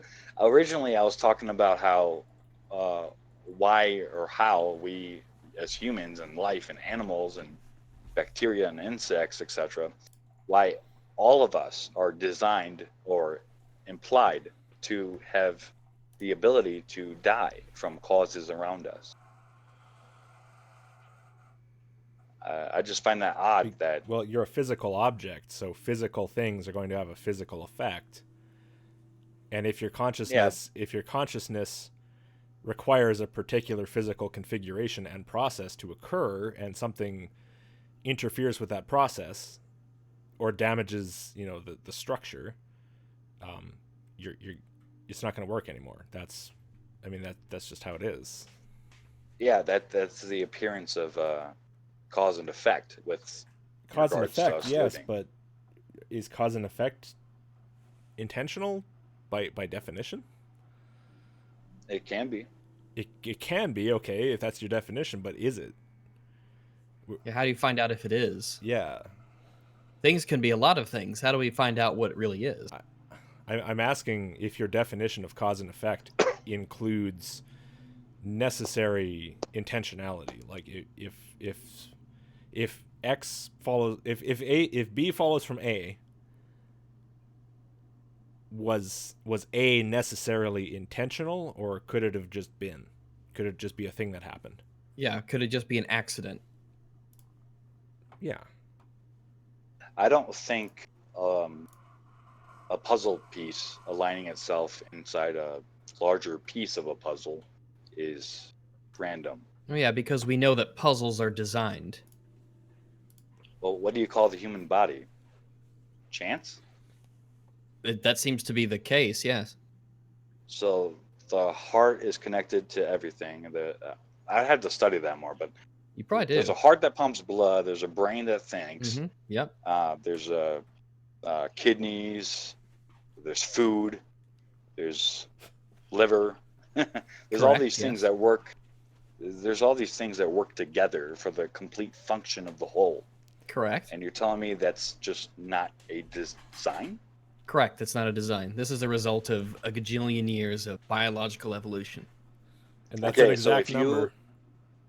Not an create, exact number. No, yeah. 1 gajillion, Regs. One gajillion. I can So link you a paper after the live stream saying that it's 1 gajillion. Yes, obviously it's not the real number. Yeah. It wasn't for you. It's just fun to say. Yeah, I get it, man. It's just fun to say. Put it out there. So if you create a robot per se, a human robot that humanoid. Yes, an android, a humanoid, an android, if you will. Yeah, sure. Oh, if I make an android, yeah. iRobot from Will Smith or whatever. Oh, that's Okay. that's a deep reference. All right. Who remembers that movie? I do. Oh, I love that movie. I remember that movie. At the end, the robots go in boxes, I think, or something, or they come out of the boxes. I don't fucking remember. There were boxes. I remember the movie existing. I remember there was like a Nike ad, or Adidas. I'm not certain. I want to go buy some Adidas. If we created an android. Yeah, if we created like a robot or whatever from iRobot with Will Smith, would you say that it was designed? If I design a robot, is it designed? Yes. Okay, so what's the difference? The answer is in the premise that you set up. Yeah. So just because anything that I designed will be designed. Okay, if someone designed an actual human, flesh and bone, right? If someone designed and built an actual human, that would be designed. The question is not whether something is designed if it's designed. That's tautologically true. That's obviously true, like saying 1 = 1. What we're asking is, are humans designed? Well, I would just say that we can start with the premise that humans appear designed because of the... So how do you tell the difference between the appearance of design and actually being designed? Well, that's the point there. If something appears designed, you can actually conclude plausibly that it was designed. How so? How can you conclude that?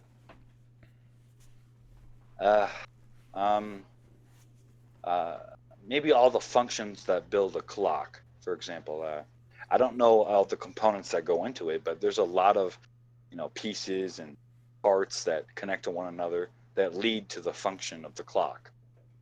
But one thing about clocks is that we know that clocks are created by people. Like we have processes. But my point again is that it appears designed, not that it was designed. Correct. It appears designed, and we can prove that it was designed. How do we do that with humans? Okay. Everything in the human body connects to one another to aid in the survival and function of the human being. That is, in definition, an appearance of design, because there's many parts. Yes, it is an appearance of design. Yes, and if an appearance of design can be an appearance of design, you can plausibly conclude that it was designed. You cannot plausibly conclude that. Well, we know of at least an illusionist standing on a stage can give the appearance that he has sawed his assistant in half. It is not plausible for me to conclude that he has sawed his assistant in half. Right, but we just talked about the clock appearing design. You say right, and then move on to something that makes me think that you said right for a reason that wasn't right. You said right. Well, we started with the premise that it appears designed as a clock, and then we said that's being a little generous, because a lot of people would say it doesn't have the appearance of being designed. But I'll run with the idea that it appears to be designed.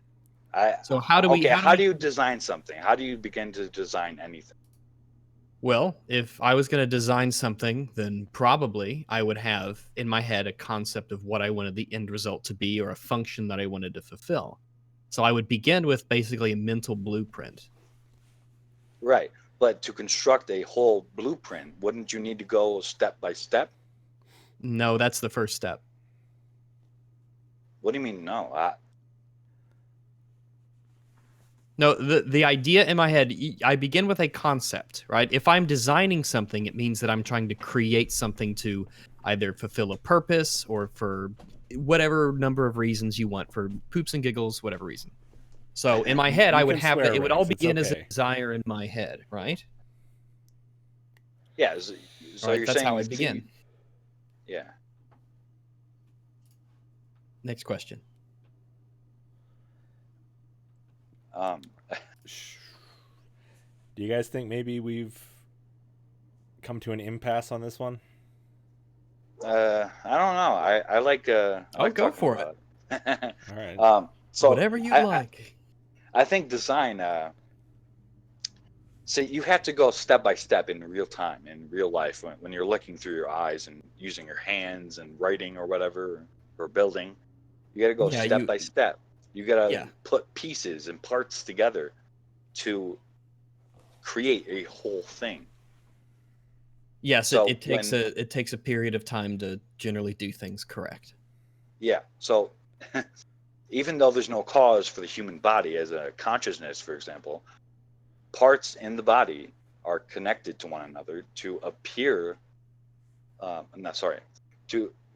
They're connected to one another for the functionality of the whole body, and that would appear designed because it's a step-by-step process of parts that are there and connected to. Now we know that the human body didn't form, overnight. It was a very, very, very slow, gradual process. So evolution. Evolution, yes. Evolution processed each part one by one. Not necessarily one by one. It all goes at its own pace, and depending on how far you go. Like, for instance, right now we have all the parts of our bodies, and they're all currently evolving, essentially. Important to note, evolution happens to populations more than individuals, right? So if you have a complex creature like a human being, right, all of its the human population is evolving. So all of it will be evolving in different ways, depending on all the aspects that go into evolution. The breeding and the environment and all that stuff.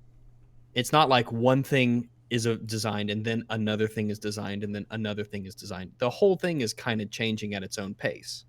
Yeah, Not necessarily the same pace, but that's an alternative. Evolution is definitely, perhaps, an alternative to design, or at least no, the we appearance know of it. evolution's a fact. Right, but that's irrelevant from theory, or at least in a hypothesis, right? What do you mean? I mean, God. I The don't know what human you body, mean. the human body, by evolution, as you say, could have been produced not by part, as you said, but since there are parts by parts in the body that get it to function as a whole, there's parts by parts, like the heart, kidney, etc.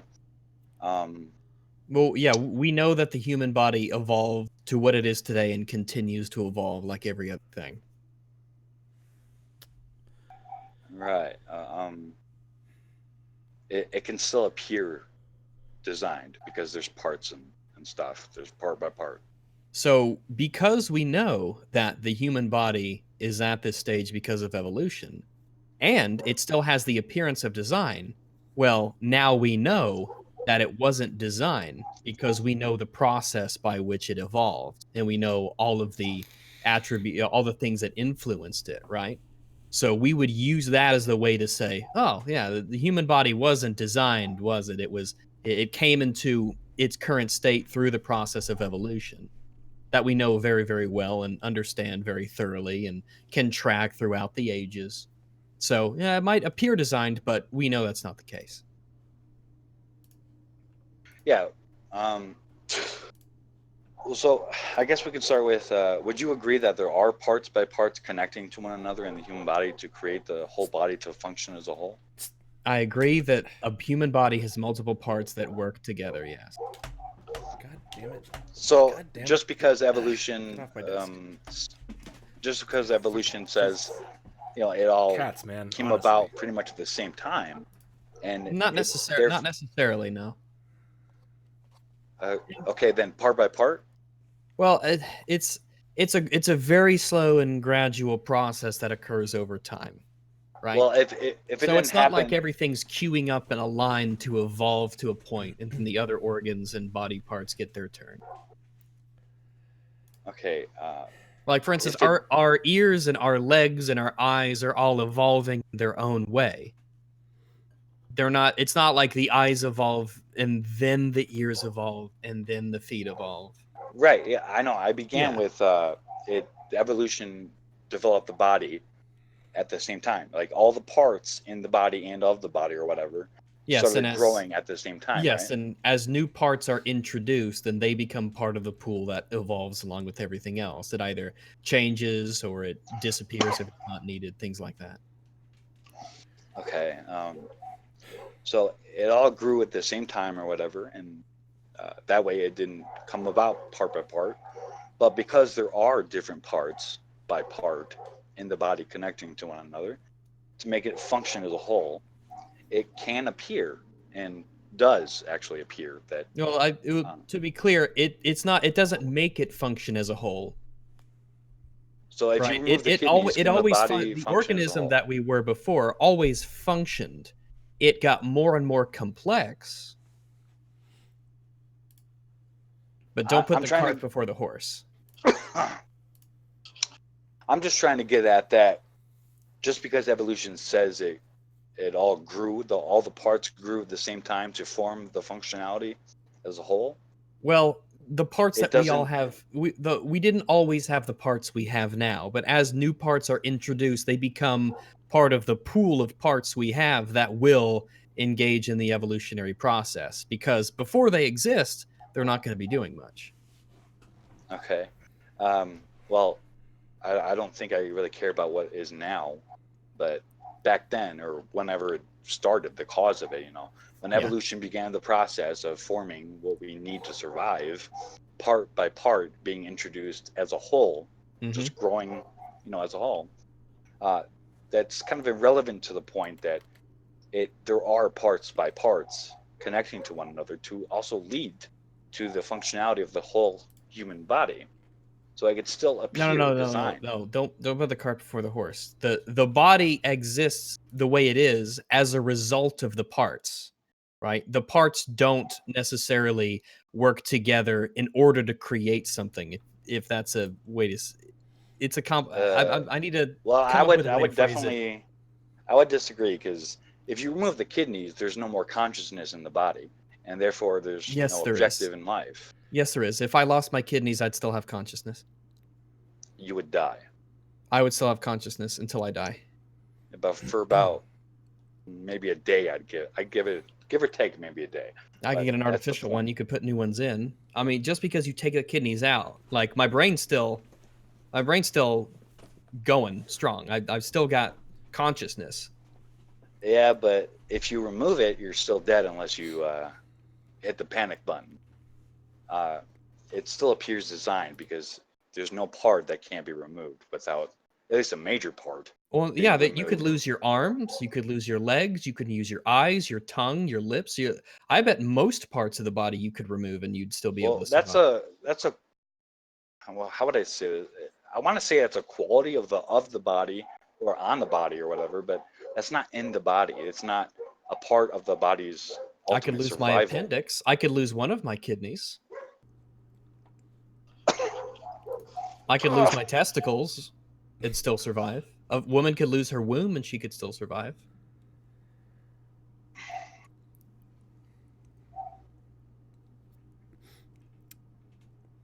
Can I saw an argument on your channel today.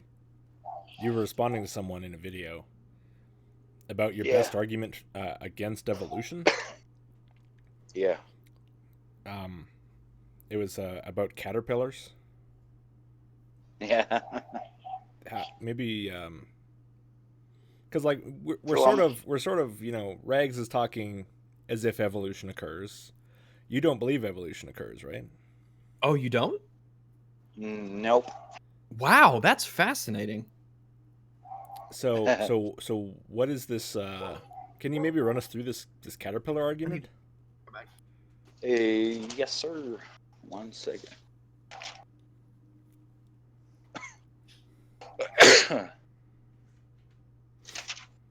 Oh, which book is it? Here's the book, I think. It's a little longish. It's of course it's a page long, but okay, we got time. We got all the time in the world. Okay, let's see. I mean, Rags is normally on EFAP. That goes for like 25 hours every time. All right, so I'm gonna start with the question that gave me to. Yeah, whatever. I'm just gonna talk. I can't talk right now, but. What is my argument against the theory of evolution? Mm-hmm. Well, for one, the evolution process takes about 1 million years for major changes from one species to another. Google even stated that for reasons not completely clear during this basic search, and that was published August 22nd of 2011. Now, I find it refuting of evolution that a caterpillar undergoes the process of a 1 billion year evolution in 5 to 25 days into a butterfly or moth. The entire process of the 1 million year evolution is in a caterpillar's DNA to start at 5 to 25 days, of course, like in adulthood. And the process of evolution is not acting on life, but rather not at all, because it doesn't take more than a 30-day period for, per se, a caterpillar to a complete and new species called a butterfly or moth. Mm-hmm, mm-hmm. So I'm going to assume tadpoles, of course, to frogs, have that same DNA coding for a brief evolution process. Okay, now, have you ever heard the term metamorphosis? Yes, but I don't really count or care about metamorphosis or the cocoon for which the butterfly and moth hatches from. I'm more concerned about the end result and the beginning result. Beginning result is a caterpillar, the end result is a moth or butterfly, and the evolution, the process of it takes 1,000,000 years from one species to another. And that's sort of kind of what we're seeing is a caterpillar to a butterfly or moth. But are you aware that just because both involve a change in appearance over time of, in evolution's case, populations, and in metamorphosis' case, an individual, that doesn't mean that they're the same concept?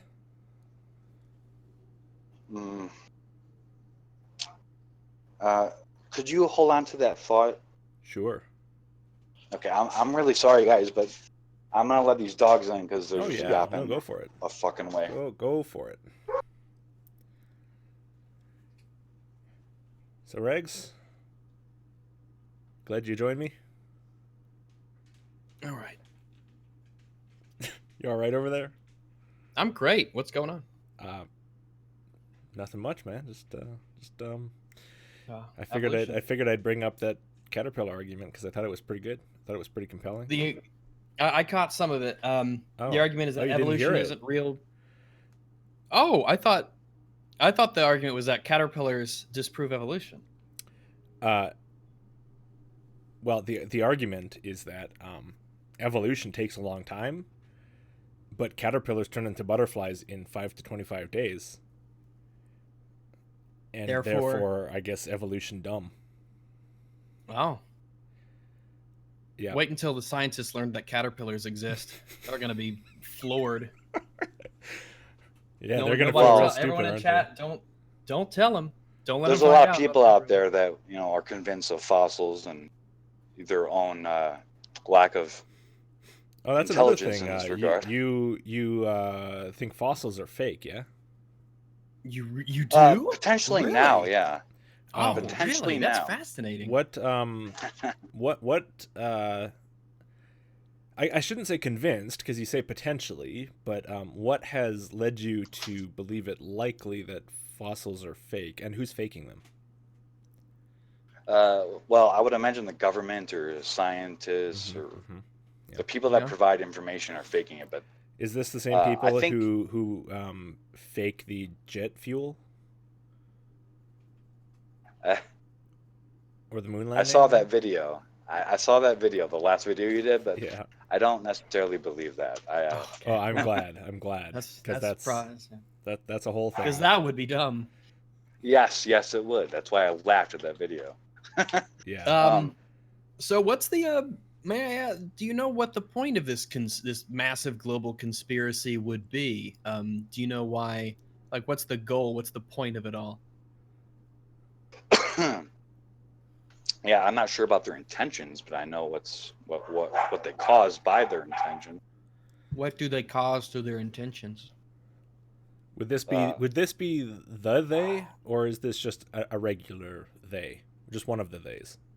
I'm not sure. Whoever controls the input and output of scientific information, I would say. Oh, that's us. That's the reptoids. Oh. Yeah. No, that's. I shouldn't have said that. They wear human face. That's why he uses a mask, and that's why many of them use human-looking faces. Yeah, it's why I have to hide my identity. If they knew that I was debunking their propaganda. Wait, am I debunking or supporting their propaganda? I seem to go back and forth on that. Whatever I'm doing, they would be mad at me. They would be mad at me. May I ask obligatory question? Do you believe that the Earth is flat? Sure. Yeah. What do you mean, sure? Are you? That sounded very non-committal. That sounded like I'm pretty much just bullshitting. I do not believe they're just flat. It's ridiculous. Gotta check. We gotta check. You don't think I'm bullshitting? 2-3 years ago, I don't think Regs would have even bothered to ask, but there are a lot of people out there lately. Oh, I know, and it's really ridiculous. Yeah, I know. And it does seem to coincide with a lot of the general ideas that you are putting forth. Although, granted, I think most of them are not as iconoclastic about the religion as you are. You're a little bit unusual. They tend to be more Bible type people, I think, generally. Like, but they tend to be the types who say evolution isn't true, fossils are fake. There's a conspiracy to, hide the truth from us for whatever reason. Well, could I bring up it's sort of like a conspiracy theory, but I think it's more fact than. Okay. Go for it. So the Earth has a limited amount of space. Mm-hmm. Now, when the Earth gets to a point of too much population, too many people or whatever, it'll become pretty unfunctionable, unlivable. I think the government is, or even if not the world governments, are kind of aware of this fact. At least I think. And, the possibility, yeah. Yeah, if they are aware of it, it's quite likely that's why wars happen. To thin the population, you think? I feel like statistically, wars account for an extremely tiny % of human casualties. When we had World War I and World War II, the population was drastically lower than we're at now. I mean, if their job is to prune the population by causing wars, they've done a terrible job in the last 70 or so years. So, disease and things like that kill way more people. Today, we have nuclear bombs or missiles or whatever all over the globe. Almost like every major country has that. Yeah, but they're shirking their duty. They're not using them. I mean, they should be throwing those things around like candy. Right? Yeah, I think when the population gets to be a little too much, they might actually release those missiles. Okay, was World War I done for this reason? Maybe. I think it's possible. World War II. World War II. I mean, a race is coming into power. Maybe. Yeah, there's a bit more to it than that. The thing is that the population then was way lower than it is now. Like, ridiculously much lower. I don't know how much lower, but billions and billions lower. Oh, yeah. So... Yeah, they might have been trying to, like, at least prolong it, I guess. They barely made a dent. I mean, it was... Like, wars account for such a tiny, infantile percentage of human casualties globally that war would... And obviously it causes issues with all sorts of other things, economies and governments and politics and stuff. It seems like a very, very poor way to control the population. Well, yeah, back then, but now there's atom bombs, largely at disposal. If they don't seem to be. Yeah, but we don't really seem to be using them. If anything, they're used to end wars and stop conflicts. Yeah, they don't seem to be using them right now, but when they decide to, they could decide at some point in the future, if not now, to throw cities into hell with all these atom bombs. Reduce the population. Are wars supernatural? Since consciousness is the cause, I would say yeah. Wait, anything that the consciousness causes is supernatural? PlayStation 4s are supernatural. I see. Okay, I'm starting to get the bigger picture now, I think.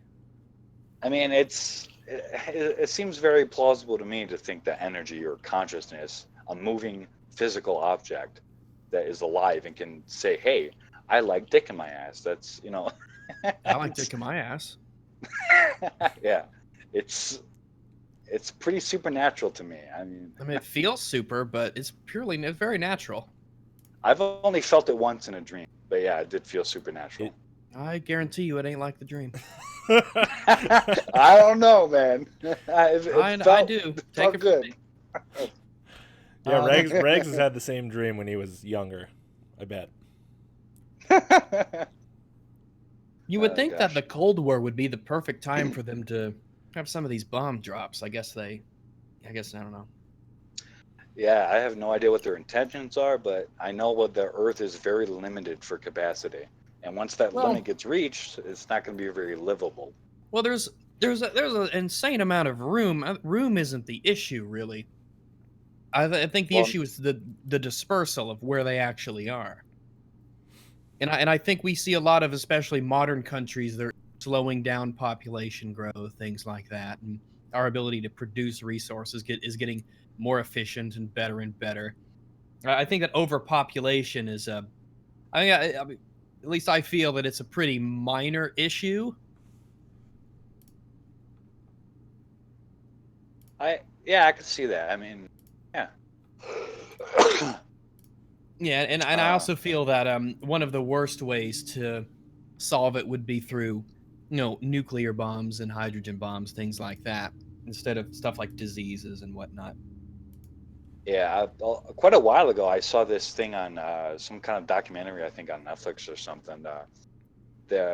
Some architect constructed, hypothetically, I think, this giant mega complex of like some sort of apartment, but it wasn't really an apartment. It was like a high, tall skyscraper that contained a lot of rooms, kind of like an apartment, but for people to live in. And if we had like those kind of complexes, instead of just long buildings with apartments, it was only like 2 or 3 stories, it could probably house a lot more people and help the population a little bit. Well, I live in a place where we're building a lot of apartments, and you can get rid of old spaces and build new ones. Again, room isn't really the issue. There's always ways to build. You can build down, you can build up, you can rescale and change things around. And if a lot of people, will move, but I don't think it's that huge of a deal.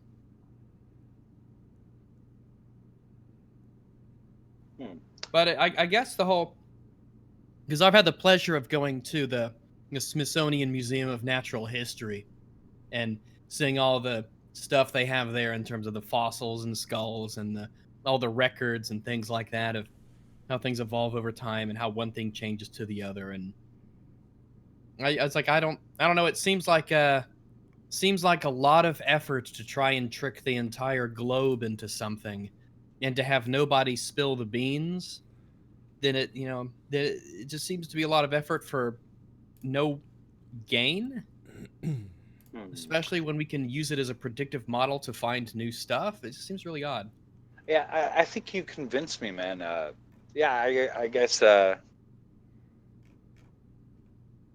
least for now. It might take many years, but I don't think.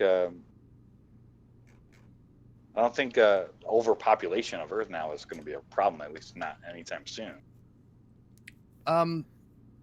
Yeah, I think the issues will be stuff like I don't know, super viruses that resist antibiotics. Those are the things that I would, that I'd say would probably be the issue. Right. That does make a lot of sense. Speaking of viruses, I have this game on my phone. It's called Plague Inc. And I don't know if you guys heard of it, but I've heard of it. You use bacteria and viruses and start infections in the world and stuff in countries and try to kill the whole world in this game with starting a virus or a bacteria or something. Mm-hmm. That's interesting. So, do you guys mind if I go on to another argument for God? I don't mind at all. That sounds like a great time. Yeah. Okay.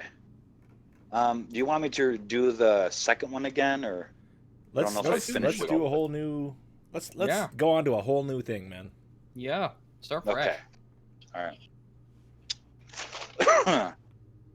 This one's a bit. It's not really aligned with premises. I just kind of wrote it sentence by sentence, but. All right. See. Okay, so this one is basically both of the other arguments, but probably not of the same thing, I think. But it's about energy cannot be created or destroyed, so it's both of them as a whole this time. Okay, that seems to be the starting point for all of these. Yeah, like remember what I said about it kind of being like your fallback safety net?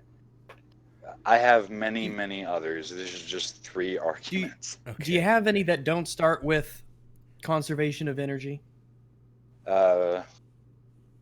Oh wait, what's this? I feel like we'll get tangled up in that again, and I mean that was like a good hour-long chunk of this, so I don't know. I mean, you can do it if you really think it's that good, and if it goes somewhere else, but like, yeah, I'm very much on board with Regs on this one. Yeah, I agree.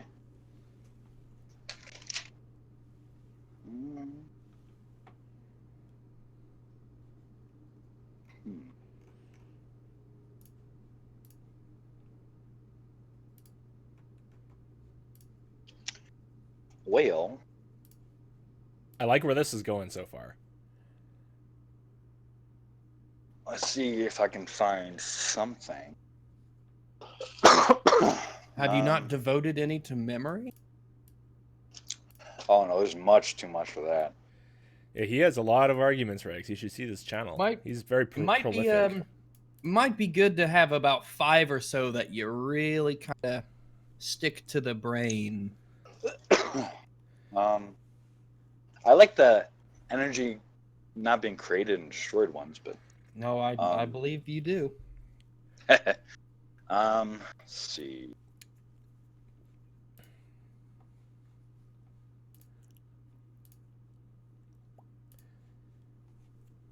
Yeah, I don't really have this set up to play videos, or I could just go and play one of your videos. But that doesn't really work. So, unfortunately, although I do have desktop audio, so I guess I could like just play the audio if necessary. But I'm sure you have some there. So, yeah, I mean, we got the man himself. So, yeah. Oh, here's one I didn't kind of expect to. I don't know if it's a God exists argument per se, is it? Don't ask me. It's okay. It's okay either way. Whatever it's for, it's fine. Yeah. Let's see. It's actually kind of interesting, I think. But oh, good. I guess I'll just start here. Since black hole, this is sort of starting with okay. So since black holes created life by the forming of galaxies, and if the black holes in wait, I think this is the wrong one.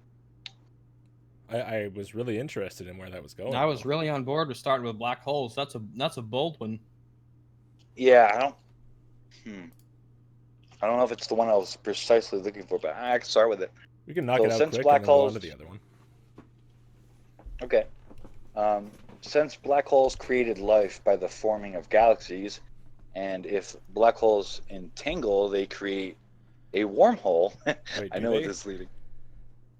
Yeah, I think it was in a simulation or something that I can't remember where I got it from. That's kind of an important contention that your argument relies on. That's like extremely hypothetical, isn't it? I don't think that's really established yet. I could look it up again, but it might take a minute. But I looked this up and I got it from some sort of simulation. I don't know if a scientist got it. Finish the argument here, and we'll. Yeah, I think for the purpose of going on with the argument, we'll just grant it. How about that? How about that, Regs? Sure. Yeah, sure. Yeah. Black holes create wormholes. Yeah. I'll get to the the foundation of that because I have that argument too. It's just not this one. I think we'll just grant it. Like we'll run with that. See where it goes. For the purpose of just getting to the actual argument, right? I mean, that's we can do that. All right. So since black holes created life by the forming of galaxies, and if the black holes entangle, they create a wormhole. Guess a human baby then? So we are all wormholes. Hold on. Are What was the link to about human babies? I think this is really dependent on the argument that I actually initially wanted to go for. So I should probably find that one. Just read what it says. Okay. So since black holes created life by the forming of galaxies, and if the black holes entangle, they create a wormhole. Okay. Guess a human baby then. So we are all wormholes. Our connection being the physical realm, thus heaven.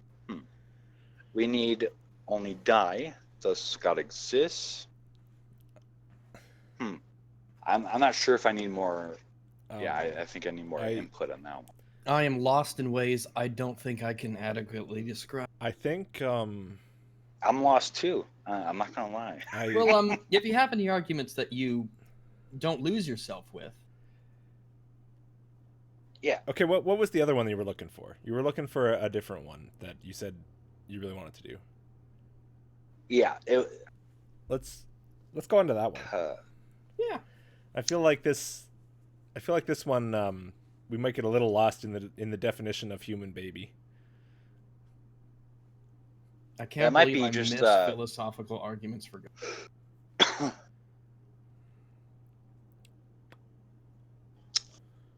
To be honest, I don't know if I can find it, but I think I can remember it, maybe.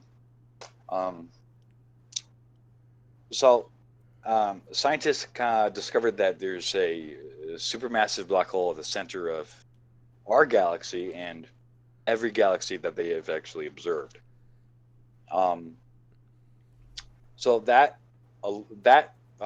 basic fact there kind of indicates the plausibility of that the galaxies were formed through the black hole. So that's like essentially the black hole created our life. Essentially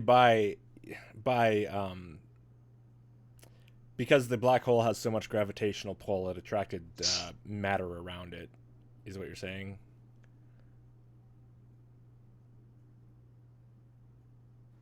Is that the point? Like, I don't know. The black hole basically holds the galaxy together as a unit, right? Is the general idea? Oh, I didn't even think of that. Yeah, that's okay. That's interesting. What was the Then I don't quite understand. If that's not what you mean, then what Well, my original thing was since every galaxy has a supermassive black hole at the center. Okay. I just thought that the galaxy, literally, like the energy and everything in it, just came from the black hole. So the black hole. No, that goes against what a black hole is. Yeah, I just found that interesting. Like every solar system has a sun in the middle of it. That's the name. It doesn't mean that all life comes from the sun. Is that the idea? Like you're saying, you're thinking of a black hole as being similar to as being analogous to the sun of a solar system? Like a black hole is to a galaxy as a sun is to a solar system, and because the sun distributes energy throughout the solar system, therefore a black hole distributes energy throughout the galaxy? Okay, now you just led me to a really good question. Let's just hold on. So if we remove the supermassive black hole at the center of the galaxy, if that somehow wasn't there, what would happen to everything in the galaxy? I think it would probably just drift apart. Yeah, probably just fly, keep going in whatever direction it was going. Oh, yeah, so all life would, well, not all life, but all life on Earth at least would just dissipate. No, because that's localized to the solar system. Yeah, whether we're in the galaxy or not. In fact, it's kind of less good for us, if anything, to be in the galaxy, just because all that's protecting us from all that cosmic rays and shit is our sun, basically, as I understand. Yeah, we would just follow our sun essentially wherever it would. Keep going. We'd be fine. We would be fine. Yeah, it would certainly, given enough millions and gajillions of years, technical term, then I mean the stars would shift and change and stuff like that, but we'd be all right. Yeah, we would see the sky changing if we went for a really long time. The scale here is mind-bogglingly large. So time scale, you mean? Yeah, right. Well, the time scale and size scale. Right. Okay. Yeah. Just it's big. Yeah. The other stars around us don't really have any positive impact on our survival. Drift universe. I mean, space is hideously deadly no matter what. It's incredibly supernatural, as it were. And don't confuse something like the sun doesn't give us life so much as it enables for the life here to go on, Oh yeah, no, it's not like putting out, waves and waves of life force. Yeah, it doesn't it doesn't restore HP every turn or anything like that. It just everything on the planet arose up and evolved with that sun being there to kind of enable that to happen. And it's not like the sun shoots seeds at us or anything. Although that would be nice. No, I'm not sure what the end of this is for, but I kind of found a pretty good one. Okay. Oh boy. Not bad of an argument for God, at least I think. Okay. All right. Reality is perceived through our sight, into our consciousness. insinuates consciousness absorbs reality into our consciousness. Reality. Sorry, can we go back to the very first part? Reality is perceived. Yeah, just what's number one again? Yeah, reality is perceived through our sight into our consciousness. That there are. Well, wait. we perceive reality in far more ways than just our sight. Right, but I'm talking about the sight, not the other ones. I don't understand what that means. Okay. I mean, our sight is our primary source of input. Yeah, photons enter your eyes, do a bunch of weird shit with like your retina. Yes, we observe nerve. what we believe to be reality around us through our eyes. That is correct. That is one of the methods we use. I think that might be the prime function of this argument. Yep. I think. All right. Well, you started with it, I'd imagine so. So we're talking about sense. We're talking about sense perception. Not just sight, right? We're talking about like. No, this is kind of like when I say I'm Gogeta. I don't know when you say that. What does that mean? I say I'm Jesus, Lucifer, and Gogeta. Gogeta is Goku and Vegeta fused together. I don't know what any of this means. I don't know. Yeah. I'll get to it. You say that. Reality is perceived through our sight into our consciousness. Insinuates consciousness absorbs reality into our consciousness. Thus, both physical and consciousness are one or fused. Is this why you can like hold the whole skyscraper in your eye? I have no idea. I don't even think I saw that video, but I saw the title of the video you did on that. But I have no idea if that's what it means. That got flagged by some fanboys, some Shia Muslim fanboy organization for Mr. Naqshwani. They were really annoyed. They copyright claimed it when they didn't even own the copyright. It was his video, and they claimed it because they had him as a guest once. Huh. Yeah. I had to see that. Well, it's nothing about the video. It's just like what happened like 2 years after I put that video up. But it's back. They didn't sue me because they had no case, but whatever. Wow. Well, I'm glad you were... Yeah, sorry to throw us off on a tangent, okay there. But I figured I should explain. I don't know why. No, it's cool, man. It's cool. I guess I'll just say it again for clarification, I guess. Reality is perceived through our sight into our consciousness. Insinuates consciousness absorbs reality into our consciousness. Thus, both physical and consciousness are one or fused. So that's sort of like an argument that God or a consciousness controls reality. So is this basically your consciousness, like you can perceive physical things, you can perceive the existence of physical things and interpret it with your consciousness. And therefore, well, okay, consciousness and the physical are fused, you say. Well, I would agree. I mean, consciousness is a product of the physical. But it's not like it's not that like reality and your consciousness become the same thing. They're still very different things. So okay. I'm saying it's like likely because they are fused. It's likely that a god may control the universe because if you look at the sky and you see all the stars, are you saying that the stars in your consciousness are like one and the same? Or like I'm not trying to put words in your mouth. I'm genuinely trying to understand here. No, I know.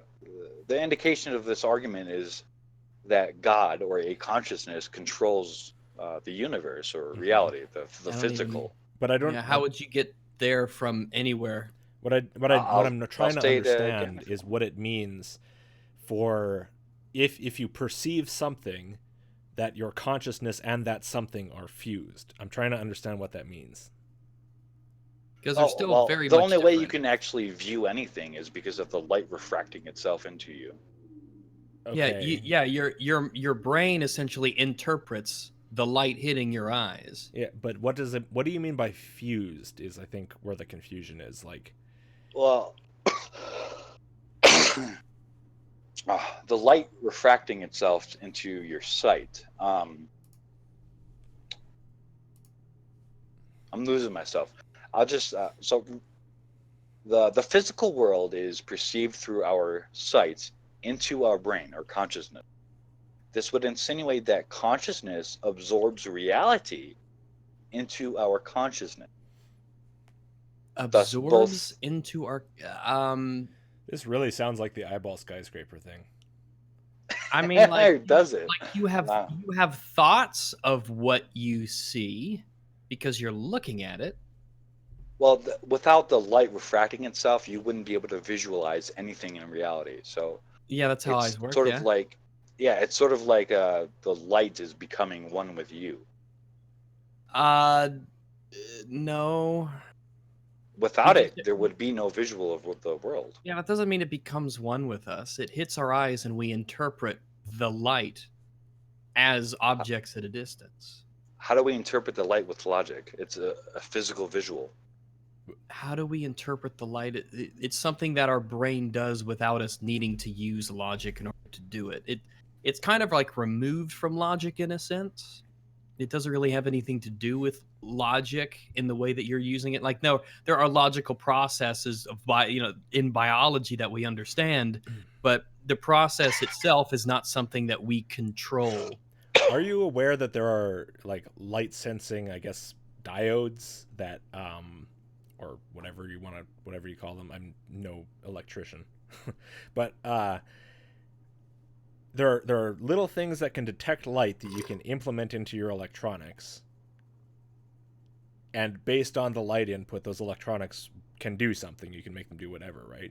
If there's light, I there's no light, I got a couple wall socket lights, and they get brighter the less light there is. Right. Is that similar? Because I mean, I feel like that's pretty much, a simpler form, but basically the same thing that's happening with your eyes and your brain. Yeah, it's mechanical, just much more complex. It's like taking your phone to a McDonald's and scanning some barcode or whatever to get a free Big Mac or something, right? Sure. Yeah, the phone, the phone is registering what its camera is picking up. Yeah, it interprets the data in much the same way that our brain interprets the data, which is like the light hitting our eyes. I might go get some. We just do it in a biological way. Huh. It's actually kind of fascinating. Yeah, it's something else. But so in that case, is your phone and the McDonald's ad that the QR code is on are becoming one? Wow. If it would need light to refract. That's some Buddhist level shit, isn't it? That is some Buddhist level shit. Yeah, if the phone would need light to refract into the lens to interpret the ad for a free Big Mac, it's sort of like energy is communicating with energy. Sure, but they're still two distinctly different things. Yeah, I know, but it's still reading it. Yeah. So it's like, the physical and conscious are one, fused.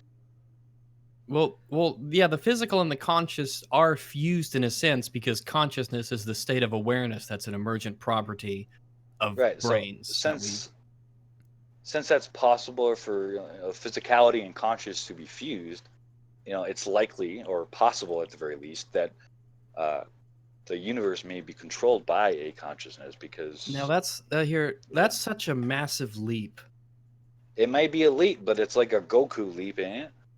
It's fantasy, and is it real?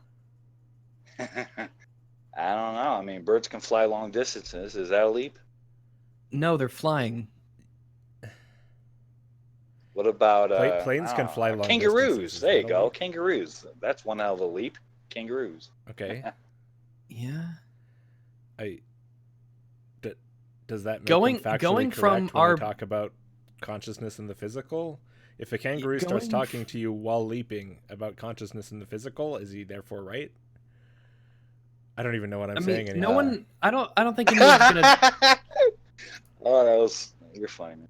I don't know.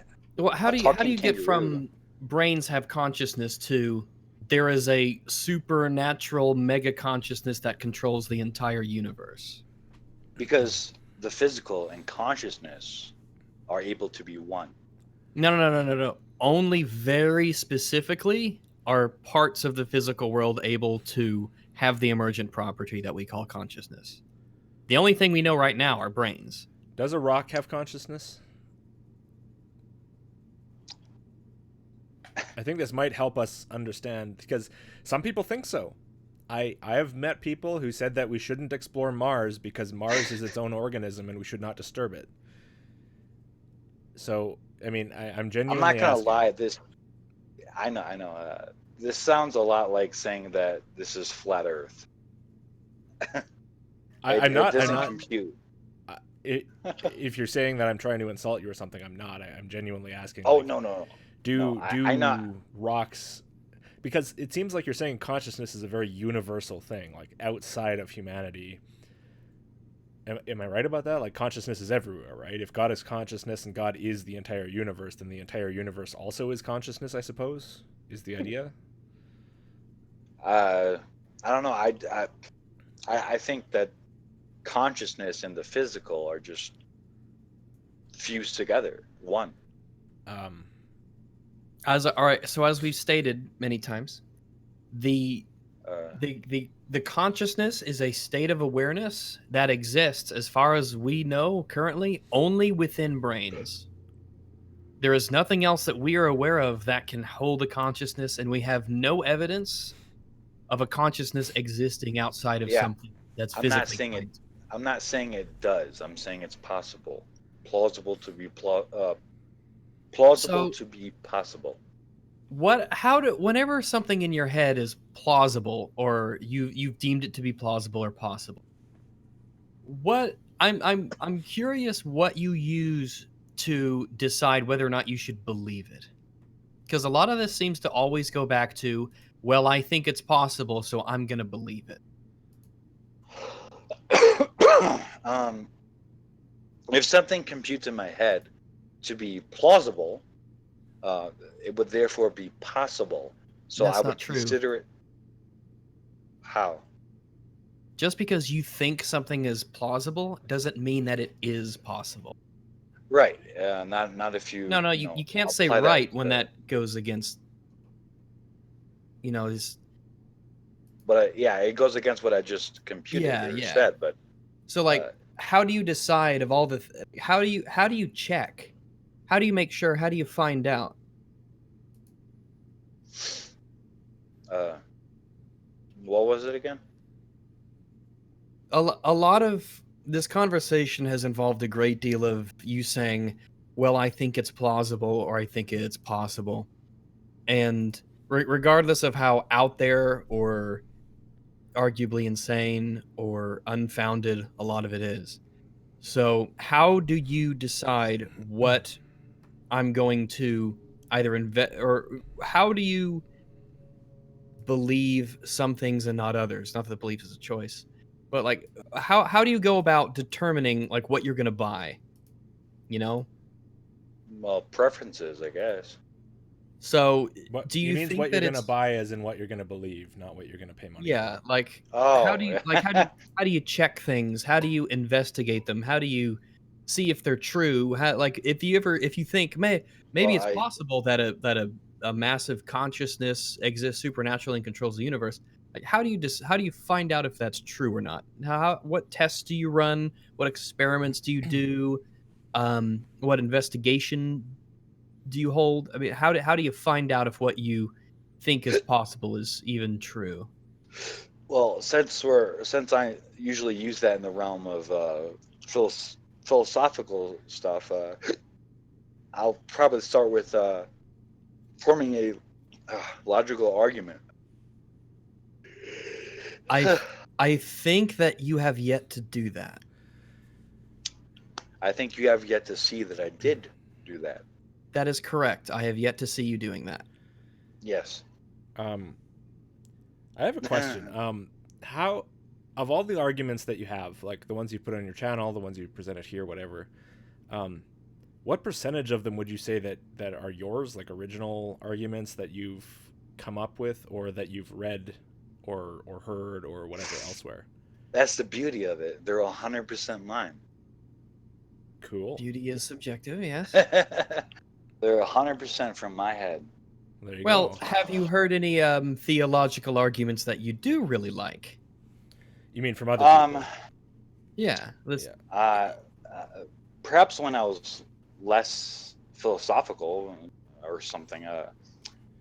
When you were more like inclined to believe the Christians and the Bible. Actually, there's a really interesting question. You say that you reject the Bible, however, you also, reject evolution. I don't know what you believe in terms of creation, but do you believe any of the like Genesis stories, like the creation or Noah's flood or anything like that? No, I think the only thing I really believe in the Bible, I guess, is that God is love. Okay. And that Genesis 1:1, God created. Okay. How did that, like, because they have an idea of how that went, right? Like there was a sequence of events, God created this and he created that and he created the next thing. Do you have anything like that, or is it just sort of you don't really know how it happened? Like for example, you reject evolution as the origin of the various species, right? So, did God create all of the species right at the start, and they've all just existed simultaneously, or like how does this work in your worldview? Yeah. I barely actually started constructing that certain belief probably a few weeks ago, but I'm barely into it. But I guess I could say that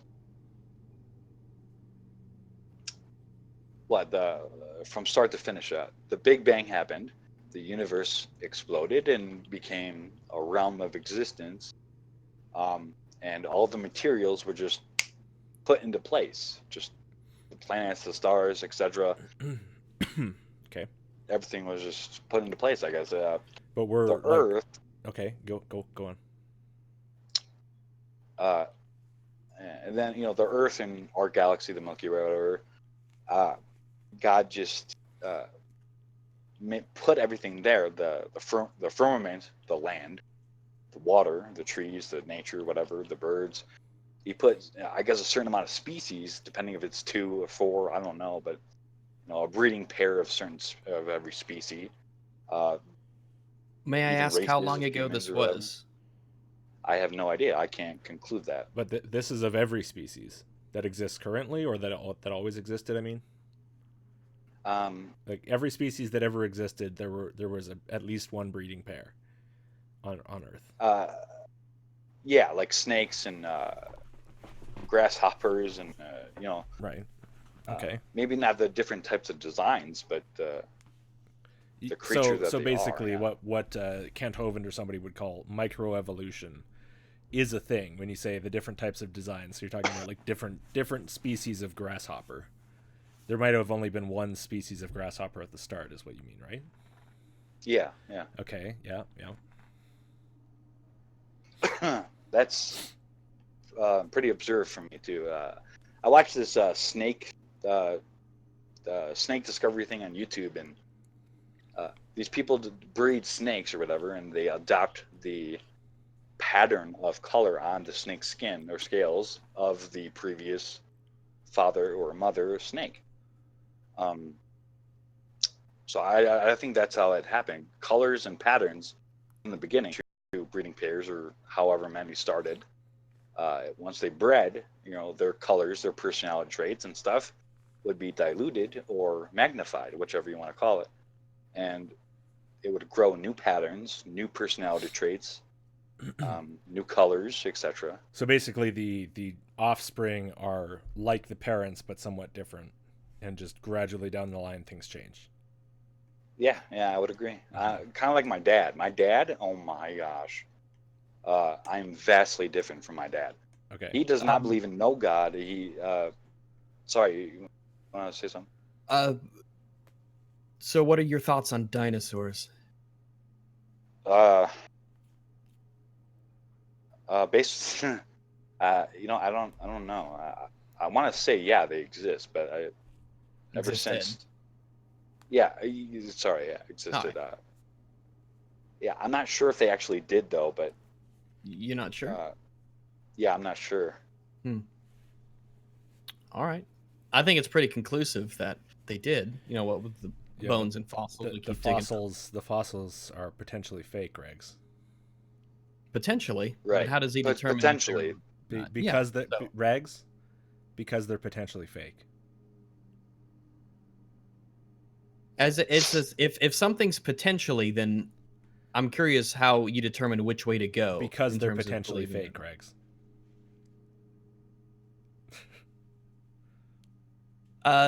Do you think that humans and dinosaurs ever were around at the same time? they could have been, depending if they existed at that time I'm together. asking if you think they did. Yeah, I don't know. You don't know? All right. I don't think I can really conclude either or, really. It feels like this is a worldview that's very much under construction. This is like one of those websites from the 90s with that little sign, with the little guy with the road blocker thing. Yeah, hi, we don't know what we are. Yeah, he's got a little hard hat on there. It just says under construction. Yeah. This is going to be a great website. Check back in 6 years kind of thing. I feel like. Tune in tomorrow. We might be similar. Or not. Who knows?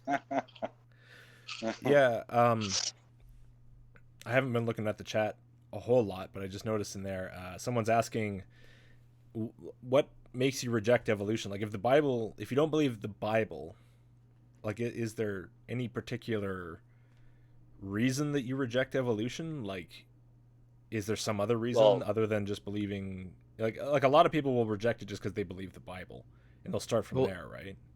I had a similar question that's kind of in the same vein, and they probably morph together, which is, if you reject evolution, I noticed you accept the Big Bang, but you reject evolution. Yeah. Which is interesting. Yeah. I don't really think they are synonymous, I guess. Like, that's true. We have far, far, far more evidence for evolution. That's correct. Yes. Yeah, I don't think evolution is really dependent upon the creation of the universe, or the bringing forth of it or whatever. But right, I totally agree. Well, we're basically at the point where evolution is just like an undisputed fact of the universe. I mean, of all the things that we know are probably true in their most true sense that anything could ever true, evolution's one of them. Like, we're more sure about evolution than we are the Big Bang. But you accept the Big Bang and not evolution. Wow, that's weird. Yeah, I think the Big Bang is more factual than evolution for sure. Oh, that is interesting, because we're not sure about the Big Bang. Not in the way that we are about evolution. Like, evolution, one of the most extensively studied, provable, demonstrable, observable kinds of things that we have in science. I mean, it is like that's what we teach it to. It's a fact. I mean, evolution is a fact. But I mean, we're pretty good on the Big Bang, but we might be wrong about it. I can agree that microevolution is a fact. That's like saying that you agree I can run to the end of the street, but I can't run across the country. Regs, I don't think you can run across the country. No offense. See, that's true. Because micro and macro evolution are the same thing. The only distance is time. Hey, Logic, what was the question your viewer had again? Did we answer that? Or? Well, what is your basis? Like, what, a lot of people who reject evolution reject it based on, the Bible or the Quran or whatever. Like, why do you reject it? Is it an evidential, just you don't see the evidence for it? Or is it, is there a particular like motivation or religious or theistic? I don't know. Like, what prompts you to reject it, I suppose? I guess an alternative that kind of points to me that it doesn't exist in the time frame of 1,000,000 years, which is the caterpillars from 5 to 25 days. But why would metamorphosis negate evolution? Yeah. Because it transforms a caterpillar into a moth. Okay, we know what it is. that's not an. We understand what it is. We're asking how that negates evolution. Things change into other things all the time, but we're talking about a specific process which is not addressed by metamorphosis. Metamorphosis and evolution of populations are completely different processes taking place over completely different timescales. Metamorphosis is within an individual. Evolution is a population level long-term process. Like these could not possibly be more different. Just the fact that change is involved, just the concept of change, does not make them the same or related. Yeah, my thing about this one is I'm not really concerned about the process of the change. I'm more concerned about the fact that I'm more concerned about the end and beginning result. Okay. The beginning result. Yeah, you can ignore the relevant things and come to whatever conclusions you want. Well, what we're talking about is your rejection of the process, right? So, I mean, the end and the beginning are pretty irrelevant. The process is what's relevant because you're rejecting a process. You're rejecting the occurrence of a process. Let me get to it. Evolution is a process, yeah. Let me get to it. I said this earlier, but I'll say it again. The evolutionary process, as I looked up on Google, said that for major changes to accumulate and to show or whatever, it takes around 1 million years for a species to go to another species. And a caterpillar, a caterpillar goes to a moth or a butterfly, yes, through metamorphosis or cocoon, but it takes about 5 to 25 days after it reaches adulthood to transform. Well, a baby goes from being a cell to being a baby in 9 months.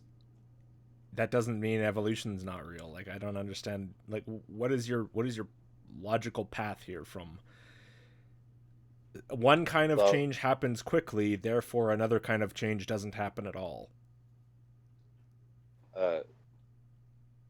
Do you know that all of the scientists in the world understand that caterpillars exist? I'm sure there's one or two out there. And it seems to be that basically all of the scientific world understands evolution's a fact. There's always that one guy out there. I'm sure there's that one guy out there who's like, fucking caterpillars, that bullshit. Yeah, they are always trying to make me believe. They won't hire me at the university because I don't believe caterpillars are real, those fuckers. It goes against the Bible. I see birds. I see land-dwelling beasts. I don't see fucking caterpillars anywhere. Yeah. Damn, leave. Anyway.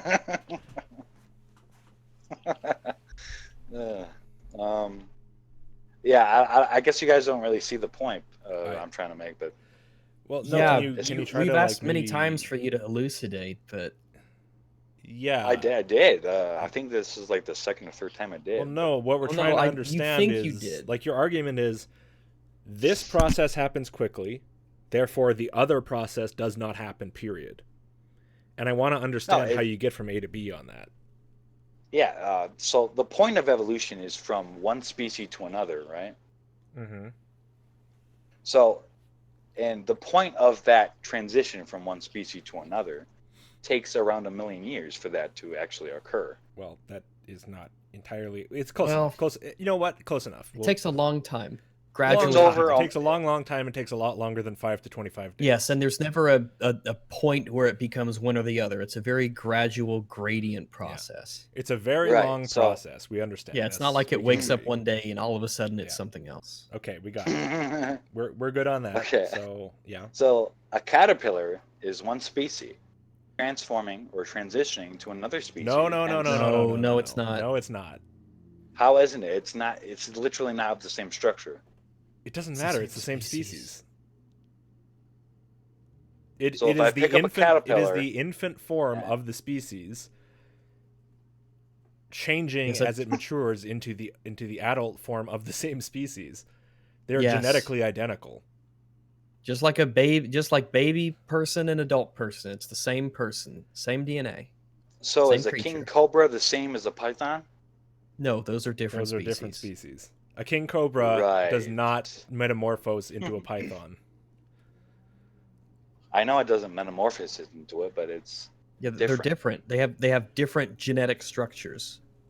They have enough similarities where we can classify them both as snakes, reptiles. What is their difference in genetic structures between a king cobra and a python? Do you honestly expect us to have memorized the genetic code of a king cobra and a python? No, I know the difference, and the difference is probably size, potency of venom, if any at all. None of this is in probably color. The genetic structure does not change in size, color, or potency. DNA is the genetic structure. Right. The genetic structure is different. How it is different is irrelevant, but they're not the same species. For instance, you could take the genes from the caterpillar and the genes from the butterfly and know that they match. They go together. You will know they're the same individual. Yes. Yes. You cannot take the genes from a king cobra and the genes from a boa constrictor and be like, oh yeah, these are the same thing.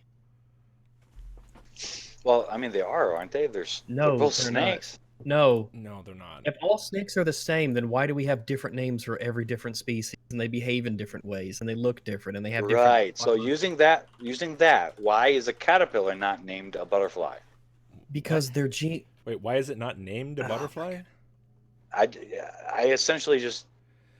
Yeah, I responded to what Rex said. Okay, they have their the genes. Same, they have the same. The caterpillar genes. and the butterfly will have the same scientific name. The Latin name of the same species of caterpillar/butterfly.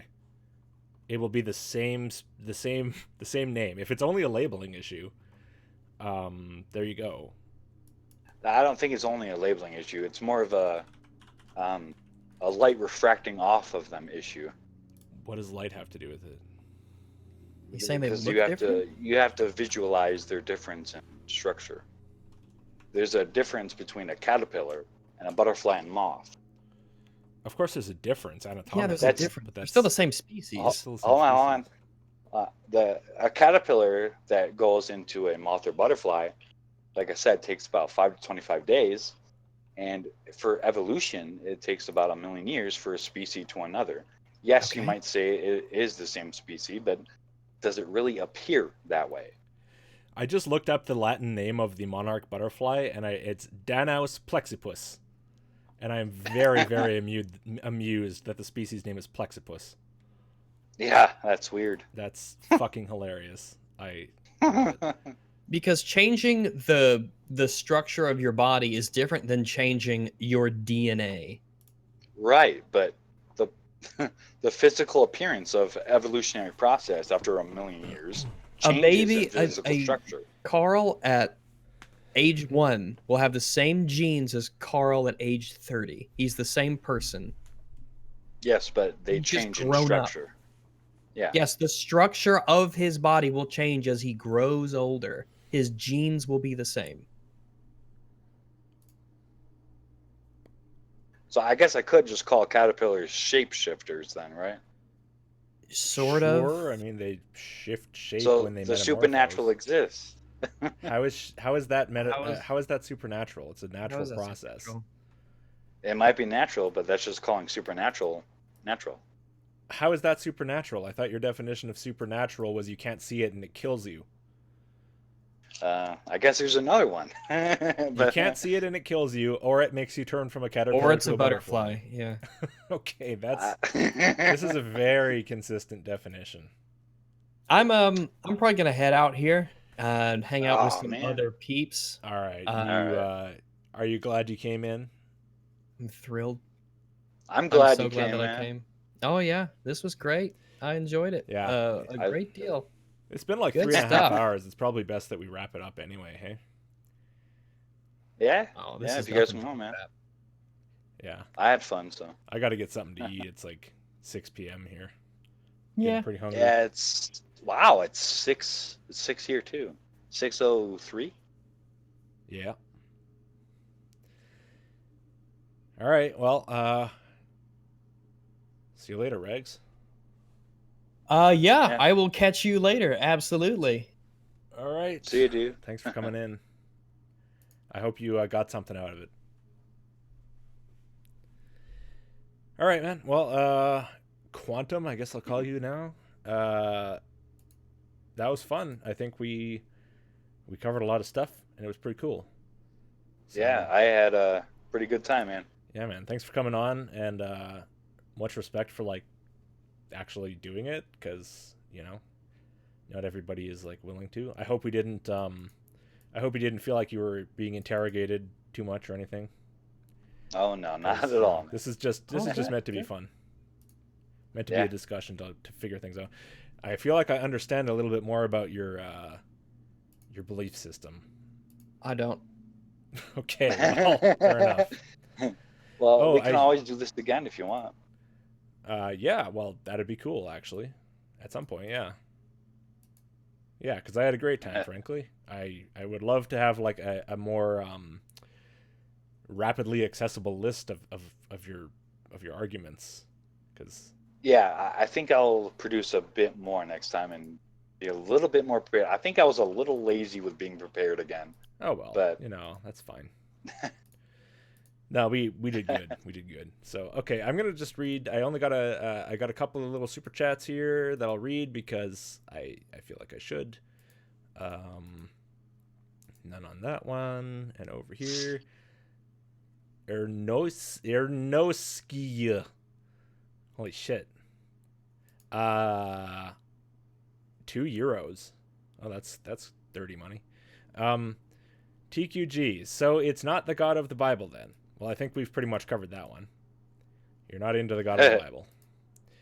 And Joe, let me see. Joe Lennon. This talk is too big brain for me to listen to while out at a football game with my family. I can understand that. Keep on keeping on, everybody. So I think these are both people who have already left, so they didn't get to hear me read their super chats. I was just kind of too immersed in the big brain conversation. Oh yeah.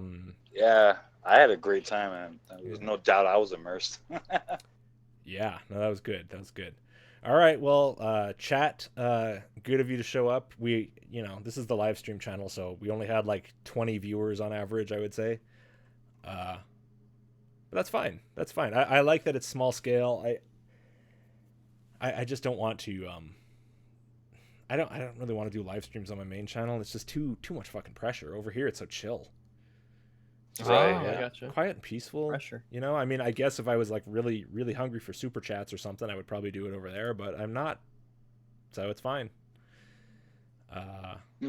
Yeah. All right. Well, thanks, guys. Yeah. I will stop the stream. See you, everybody. Mm-hmm. See ya. See ya.